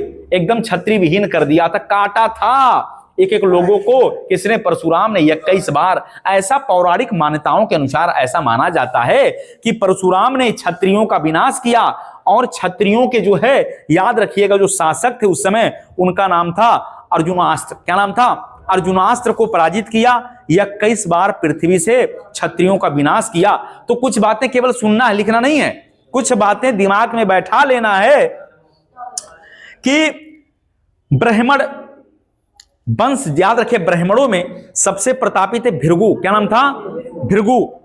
भृगु जो थे वो ब्राह्मण थे। भृगु के पुत्र का नाम था जमदग्नि। क्या नाम था? हाँ, जमदग्नि, ऐसे लिख देते हैं, जमदग्नि। ये भृगु के पुत्र थे, भृगु, भृगु याद रखना है। और इनके पुत्र का नाम था परशुराम। क्या नाम था भाई? परशुराम। और इन्होंने क्या किया? क्षत्रियों को 21 बार पृथ्वी से विनाश करने का काम किया भाई। समझ में आया भाई? चलिए और भी प्रश्नों पर बात करने वाले हैं और अन्य प्रश्न पर बात करेंगे। तो the problem of the east एक किताब है, the problem of the east. इस पुस्तक को किसने लिखा है? The problem of the east. हाँ, the problem of the east इसको लिखा है George Curzon. The problem of the east इसको लिखा है जॉर्ज कर्जन। एक किताब का नाम है the problem of the east. The problem of the east इस पुस्तक को लिखा किसने? तो याद रखना है, हाँ, जॉर्ज कर्जन। जॉर्ज कर्जन, ये लॉर्ड कर्जन नहीं है, ये जॉर्ज कर्जन है। तो the problem of the east नामक पुस्तक लिखा था जॉर्ज कर्जन ने लिखा। किसने लिखा भाई? जॉर्ज कर्जन ने लिखा है। हम आपसे पूछेंगे बाघ गुफा कहां है? बाघ गुफाएं किस राज्य में? बाघ गुफाएं मध्य प्रदेश। बाघ गुफा कहां है? मध्य प्रदेश में है। याद रखना है, बाघ गुफाओं की खोज किसने किया? 1818 में। 1818 में बाघ गुफाओं की खोज करने वाले अंग्रेज का नाम था डेंजरफील्ड। क्या नाम था भाई? डेंजरफील्ड नाम था। तो डेंजरफील्ड ने 1818 में बाघ गुफाओं की खोज किया। बाघ गुफाओं की खोज किया। बाघ गुफाओं की क्या किया? खोज किया। हाँ, डेंजरफील्ड नाम है। डेंजरफील्ड ने 1818 में बाघ गुफाओं की खोज किया। ये बाघ गुफा है मध्य प्रदेश के अंदर। कहां स्थित है भाई? बाघ गुफा मध्य प्रदेश के अंदर पड़ता है। नाम है अंग्रेज का डेंजरफील्ड। और बड़ा डेंजर आदमी ने क्या किया? बाघ गुफा की खोज कर दिया। ये प्राचीन काल के शैल चित्र हैं, बड़े बड़े जो है गुफाओं में चित्र बनाए गए हैं। याद रखना है, ये बाघ गुफा बौद्ध धर्म से संबंधित। किस धर्म से भाई? ये बौद्ध धर्म से संबंधित हैं। बाघ गुफा बौद्ध धर्म से संबंधित हैं। किससे? बौद्ध धर्म से संबंधित। बाघ गुफा किससे संबंधित है? बौद्ध धर्म से संबंधित है। तो डेंजरफील्ड ने क्या किया? 1818 में बाघ गुफा की खोज किया। कहां पर? मध्य प्रदेश में। याद रखना है, टाइगर स्टेट मध्य प्रदेश है। तेंदुआ राजधानी बेंगलुरु है, लेकिन एशियाई शेर गुजरात में पाए जाते हैं। एशियाई शेर गुजरात के अंदर पाए जाते हैं। 3 बातें हमने बताया। एशियाई शेर गुजरात में पाए जाते हैं, बाघ गुफा मध्य प्रदेश में है, तेंदुआ राजधानी बेंगलुरु को किसे कहा जाता भाई? बेंगलुरु को कहा जाता है। समझ में आया? The problem of the east किसने लिखा? George Curzon. हाँ, जॉर्ज कर्जन ने लिखा। क्लियर हो गया भाई? और भी प्रश्नों पर बात करेंगे। तो कुछ बातें ऐसी हैं जिनको क्या करना है? लिखते हुए दिमाग में बैठा लेना है। और आप देखेंगे सवाल जो है, जो पेपर बनाने वाला व्यक्ति है, पेपर बनाने वाला व्यक्ति सवाल जब बनाता है तो सोचता है कि हम ऐसा सवाल बनाएं कि बच्चे जो है इसको जल्दी सॉल्व ना कर पाएं। समझ में आया? हम सोचते हैं कि वो कैसा भी सवाल बनाएगा उसको खोज कर उत्तर बताने का काम हम करेंगे। तो कंपटीशन यही तो है कि वो जो है दूसरा व्यक्ति चाहता है कि हम उत्तर तत्काल ना बता पाएं, उत्तर बताने में फंस जाएं, और हम चाहते हैं कि वो आप सवाल तो पूछिए, हम उत्तर बताने के लिए तैयार हैं। क्या? हाथ गोड़ धोई के सवाल के पीछे हम लोग पड़े। ठीक, तो याद रखना है, आपसे पूछा जाएगा हाँ रंग वर्णांधता। क्या पूछा जाएगा भाई? रंग, हाँ वर्णांधता अगर पूछा जाए तो ये जो है वो रंग वर्णांधता एक लिंग सहलग्न रोग है। कैसा रोग है भाई? इसको कहा जाता है, हाँ अनुवांशिक तो है, लिंग सहलग्न रोग है। हाँ, लिंग सहलग्न रोग है। याद रखना, इस बीमारी की जो है वाहक होती हैं स्त्रियां। वाहक कौन है? इसका वाहक स्त्रियां हैं। स्त्रियों में यह बीमारी बहुत कम, सबसे ज्यादा यह बीमारी किसके अंदर? पुरुषों में होता है। वाहक स्त्रियां हैं, लेकिन सर्वाधिक पीड़ित कौन है? पुरुष। अगर 0.5% महिलाएं पीड़ित हैं तो 8% पुरुष पीड़ित हैं। तो पूछा जाएगा कि वाहक कौन है? तो स्त्रियां हैं। और ये सबसे ज्यादा किसमें होता है? तो सर्वाधिक पुरुषों में होता है। किसमें होता भाई? सर्वाधिक ये पुरुषों में होता है। हाँ, पुरुषों में होता है। और हाँ, रतौनी अलग है, रतौनी अलग है। रतौनी में कोई एज डिफरेंस नहीं है। रतौनी छोटे बच्चे से लेकर हाँ बुजुर्गों में हो सकता है जिसके अंदर विटामिन ए की कमी रहेगी उसको हो जाएगा। समझ में आया भाई, क्लियर हो गया। लेकिन ये जो है अनुवांशिक रोग है, ये अनुवांशिक रोग है, तो इसलिए याद रखना है। हाँ अगर ये बीमारी फैलेगा कि एक पीढ़ी छोड़ के, अगर आपने बिल्कुल करेक्ट, हाँ याद रखिएगा कि ये पुत्री के पुत्रों में फैलता है। किसमें? पुत्री के पुत्रों में फैल जाता है। तो याद रखिएगा ये पुत्री के पुत्रों में ये बीमारी ट्रांसफर हो जाता है। इसमें जो है रोगी लाल और हरे रंग में क्या नहीं कर सकता, विभेद नहीं कर पाता, कंफ्यूज हो जाता है। इसलिए क्या है भाई, थोड़ा सा आपको समझना है ये बीमारी के बारे में। समझ में आया भाई? चलिए, rat fish, dog fish, cat fish. Rat fish, dog fish, cat fish, याद रखना है। Rat fish, dog fish, cat fish, cat fish और जेली फिश। इसमें कौन मछली नहीं है? इसमें कौन सी एक ऐसी जो मछली नहीं है? याद रखना है, rat fish, dog fish, cat fish, jelly fish, एक इसमें मछली नहीं है। याद रखिएगा इसमें जेली फिश मछली नहीं है। ये मछली नहीं है भाई, ये मछली नहीं है। खाए लेबो तब बेरमाई जाबो। ये तीनों क्या हैं? ये मछली हैं। हाँ, ये क्या है? हाँ तो याद रखना है, rat fish, dog fish, cat भी ये वास्तविक मछली है, लेकिन ये मछली नहीं है। सवाल ऐसे पूछेगा तो आप फंस जाएंगे, आप लगा उगा नहीं पाएंगे। इसलिए ऐसे सवाल को आप इंपॉर्टेंट बना के लिखा करिए, क्योंकि ये कंफ्यूजन पैदा करता है। क्या करता भाई? कंफ्यूजन कर देगा। आपसे रैट, डॉग, कैट, जेली पूछेगा, सबके आगे फिश, और फिश माने मछली, ये फाइयस, फिश माने मछली। ये तो हम लोग बचपन से रटे हैं। लेकिन मछली में ये नहीं पूछेगा रोहू मछली की पढ़िना मछली, ये सिधरी मछली, ये सब नहीं पूछेगा भाई। वो तो direct rat, dog, cat, jelly पूछ लेगा। चलिए तो बताइएगा, इस पृथ्वी पर जीवन की उत्पत्ति कब से मानी जाती? पृथ्वी के ऊपर जीवन की उत्पत्ति 3.5 बिलियन वर्ष। हाँ तो पृथ्वी पर जीवन की उत्पत्ति 3.5 बिलियन वर्ष, मिलियन नहीं, बिलियन वर्ष। हाँ पृथ्वी पर, हाँ वर्ष पूर्व क्या पृथ्वी पर जीवन की उत्पत्ति, पृथ्वी पर क्या हुआ भाई? जीवन की उत्पत्ति मानी जाती है। तो जीवन की उत्पत्ति इस पृथ्वी पर 3.5 बिलियन वर्ष पूर्व से मानी जाती, आज से 3.5 बिलियन। हाँ समझ में आया भाई, ये याद रखना है। लेकिन अगर हम 4.5 बिलियन वर्ष की बात करें तो पृथ्वी की आयु, पृथ्वी की उत्पत्ति कितने वर्ष पहले हुई? पृथ्वी की उत्पत्ति अगर पूछा जाए, हाँ पृथ्वी की उत्पत्ति, अगर ऐसे भी सवाल आए हैं पेपर में, पृथ्वी की उत्पत्ति 4.5 बिलियन वर्ष, बिलियन वर्ष पूर्व। हाँ ये हो गया भाई 4.5 बिलियन वर्ष पूर्व ये पृथ्वी की उत्पत्ति मानी जाती है, और जीवन की उत्पत्ति 3.5 बिलियन वर्ष पूर्व। तो दोनों बातें याद रखना है, पृथ्वी की आयु और जीवन की उत्पत्ति दोनों बड़ा ही महत्वपूर्ण सवाल है। ठीक, तो इसलिए घबराइए नहीं, ये सारे सवाल को आपके जो है ग्रुप में अभी सवाल जो है क्लास खत्म होने के बाद आपको इसके सवाल जो है उपलब्ध कराए जाएंगे। आप देखकर जो है आप देख लीजिएगा कि सवाल किस तरह से पूछा जा रहा है, सवाल कैसे पूछा जा रहा है, ये आपको देखना है। अभी जब आप देखेंगे तो आपको लगेगा हाँ ऐसे सवाल पेपर में आ चुके हैं। बताइए वो कौन सी नदी है जो भूमध्य रेखा को 2 बार काटती है? भूमध्य रेखा को 2 बार काटने वाली नदी का नाम है कांगो। क्या नाम है भाई? कांगो नदी नाम है, और कांगो को जायरे भी कहते हैं। हाँ तो कांगो या जायरे नदी, कांगो या जायरे नदी याद रखना है।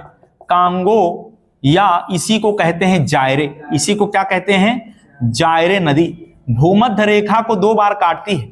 याद रखिएगा पूछा जाए तो हाँ भूमध्य रेखा को ही विषुवत रेखा कहा जाए। तो कांगो नदी या जायरे नदी ये भूमध्य रेखा को 2 बार काटती है। समझ में आया? हाँ अरे इसी को तो विषुवत रेखा कहते हैं भाई, भूमध्य रेखा यही तो है। चलिए हाँ तो कांगो या जायरे नदी भूमध्य रेखा को 2 बार काटती है। कांगो या जायरे नदी भूमध्य रेखा को 2 बार काटती है। कितनी बार काटती है भाई? 2 बार काटती है। समझ में आ गया भाई? कांगो या जायरे नदी भूमध्य रेखा को 2 बार काटती है। चलिए बताइएगा आपको राष्ट्रीय शिक्षा दिवस कब है? 11 नवंबर को राष्ट्रीय शिक्षा दिवस है। 11 नवंबर को क्या है भाई? राष्ट्रीय शिक्षा दिवस है ना। 11 नवंबर को राष्ट्रीय शिक्षा दिवस है। हमने आपको बताया था विश्व निमोनिया दिवस 12 नवंबर को। अभी तो बताएं भाई, विश्व निमोनिया दिवस 12 नवंबर को बताएं। COP30 का आयोजन ब्राजील बताए हैं। COP32 का आयोजन कहां होगा? इथियोपिया में 2027 में। कब होगा? 2027 में। कहां होगा? इथियोपिया में होगा। ये सारी बातें हम लोगों ने क्या पहले से ही कर लिया है। तो कोई भी जो है आप देखेंगे सवाल, अब कोशिश ये रहेगा कि हम लोग एक सवाल जब आज पढ़ेंगे इसको हम लोग कल रिपीट करने का प्रयास करेंगे। तो कल जो है कुछ सवालों को जो कठिन होंगे उनको हम लोग क्या करेंगे, इसमें रिपीट करने का प्रयास करेंगे। समझ में आ गया भाई? हाँ, रिपीट करने का प्रयास भी सवाल को करते हुए आगे बढ़ना है। हमने कल आपको बताया कि प्रधानमंत्री जी ने 8140 करोड़ की विकास परियोजना का जो है शिलान्यास कहां किया, उद्घाटन कहां किया? तो उत्तराखंड में किया है। समझ में आया भाई? 8140 करोड़ रुपए के विकास परियोजना उत्तराखंड में। आप जानते नंदा देवी चोटी उत्तराखंड में है। नंदा देवी जैव जो है रिजर्व कहां है? उत्तराखंड के नंदा देवी चोटी उत्तराखंड के अंदर है। समझ में आया भाई? हम लोगों ने नीति और माना दर्रा भी पढ़ा, कहां पर है? उत्तराखंड के अंदर। नीति और माना दर्रा उत्तराखंड के अंदर स्थित है। समझ में आया भाई इतनी बातें? चलिए आप हमें और भी प्रश्नों पर बात करेंगे। आप हमें बताइएगा कि सिंगरौली ताप विद्युत परियोजना कहां है? हाँ, सिंगरौली याद रखना है। सिंगरौली ताप विद्युत, हाँ, ताप विद्युत परियोजना कहां स्थित है? तो सोनभद्र में है। हाँ, सोनभद्र में है। नहीं पता होगा तो लिख लीजिएगा सोनभद्र के अंदर। सिंगरौली कहां है? तो सोनभद्र के अंदर है। आपसे रिहंद ताप विद्युत परियोजना पूछा जाएगा। रिहंद, हाँ, ताप विद्युत परियोजना, तो ये भी बताना है ये आपको कहां मिलेगा? तो ये भी मिलेगा रिहंद नदी सोनभद्र में। कहां में मिलेगा भाई? ये भी कहां स्थित है? सोनभद्र में स्थित है। रिहंद वाला भी कहां है? सोनभद्र के अंदर है। आपसे पूछा जाएगा ददरी ताप विद्युत परियोजना कहां? ददरी, ददरी ताप विद्युत परियोजना की बात कर रहे हैं। ताप विद्युत परियोजना की बात कर रहे हैं। ददरी की बात करेंगे। ददरी पशु मेला तो बलियम लगता है, लेकिन हम ददरी ताप विद्युत परियोजना की बात करें गौतम बुद्ध नगर में। कहां बात करने वाले भाई? गौतम बुद्ध नगर की बात कर रहे हैं भाई। ये हम गौतम बुद्ध नगर की बात कर रहे हैं। गौतम बुद्ध नगर की बात करें तो ददरी ताप विद्युत परियोजना कहां पर? गौतम बुद्ध नगर की बात कर रहे हैं। हम आपसे ऊंचाहार की बात करेंगे। ऊंचाहार की बात करेंगे। ऊंचाहार ताप विद्युत कहां है? ये बरेली में है। हाँ, याद रखना है कहां पर स्थित है। तो ऊंचाहार की अगर बात करें तो आपको बताइएगा ये कहां पर स्थित है? रायबरेली में। कहां स्थित है भाई? रायबरेली के अंदर ऊंचाहार ताप विद्युत परियोजना कहां मिलेगा? तो रायबरेली में ताप विद्युत परियोजना ऊंचाहार है। हम आपसे पूछे टांडा ताप विद्युत परियोजना, तो आप अंबेडकर नगर बताइएगा। टांडा ताप विद्युत की बात करेंगे। हाँ, टांडा ताप विद्युत परियोजना तो कहां पर बताइएगा? हाँ, टांडा बताना है अंबेडकर नगर में। कहां पर? अंबेडकर नगर बताना है। अंबेडकर नगर बता के चलना है। टांडा ताप विद्युत की बात करेंगे तो आप अंबेडकर नगर बताइएगा। हम ओबरा की बात करेंगे। क्या ओबरा की बात करेंगे? तो आप सोनभद्र बताइए। हाँ, ओबरा ताप विद्युत परियोजना। हाँ, तो आपसे अगर ओबरा पूछा जाए तो ये आपको सोनभद्र बता देना है। ओबरा ताप विद्युत परियोजना कहां? सोनभद्र में बता के चलना है। सोनभद्र हो जाएगा। ओबरा पूछेगा तो सोनभद्र बताइएगा। आप हरदुआगंज पूछा जाएगा तो अलीगढ़ बताइएगा। हरदुआगंज ताप विद्युत परियोजना, ताप विद्युत परियोजना अगर पूछा जाएगा तो आपको अलीगढ़ बताना। क्या बताना है? आपको अलीगढ़ बता देना है। हरदुआगंज पूछा जाए तो अलीगढ़ बता के चलना है। और आपसे पूछा जाएगा परीक्षा, तो परीक्षा कहां स्थित है भाई? झांसी के अंदर है। परीक्षा पूछा जाएगा कहां स्थित है भाई? परीक्षा, हाँ, ताप विद्युत परियोजना अगर पूछा जाए तो ताप विद्युत परियोजना मिलेगा कहां पर? झांसी के अंदर। कहां पर? तो परीक्षा ताप विद्युत परियोजना, हाँ, ये झांसी के अंदर है। झांसी कहां है भाई? झांसी के अंदर है। तो याद रखना परीक्षा, हाँ, बेतवा नदी पर है।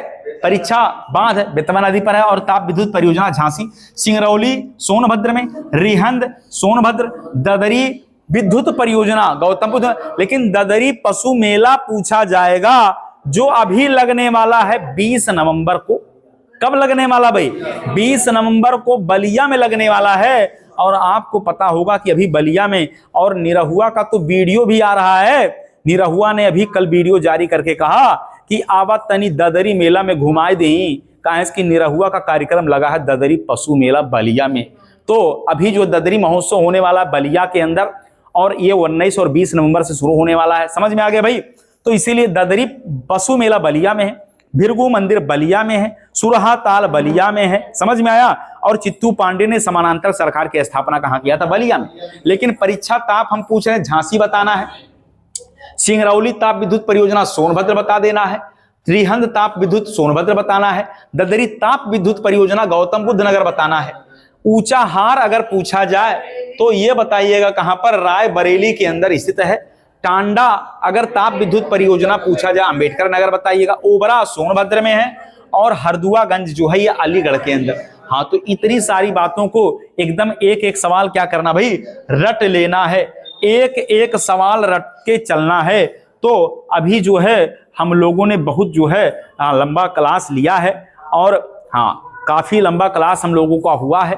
तो ऐसे ही महामैराथन जो है हम लोग अभी जो हमारे आने वाले एग्जाम हैं उनके लिए हम लोगों ने यहाँ महामैराथन क्लास पर हम लोग बात इस समय कर रहे हैं। समझ में आ गया भाई? तो केवल आपको क्या करना भाई? आपको केवल इसी चीजों को 1 से 2 बार रिपीट करना है। हम उसी सवाल पर बात किए हैं जो पेपर में आने वाला है या पेपर के लिए क्या है? बहुत ही महत्वपूर्ण है। बहुत ही क्या है? महत्वपूर्ण है।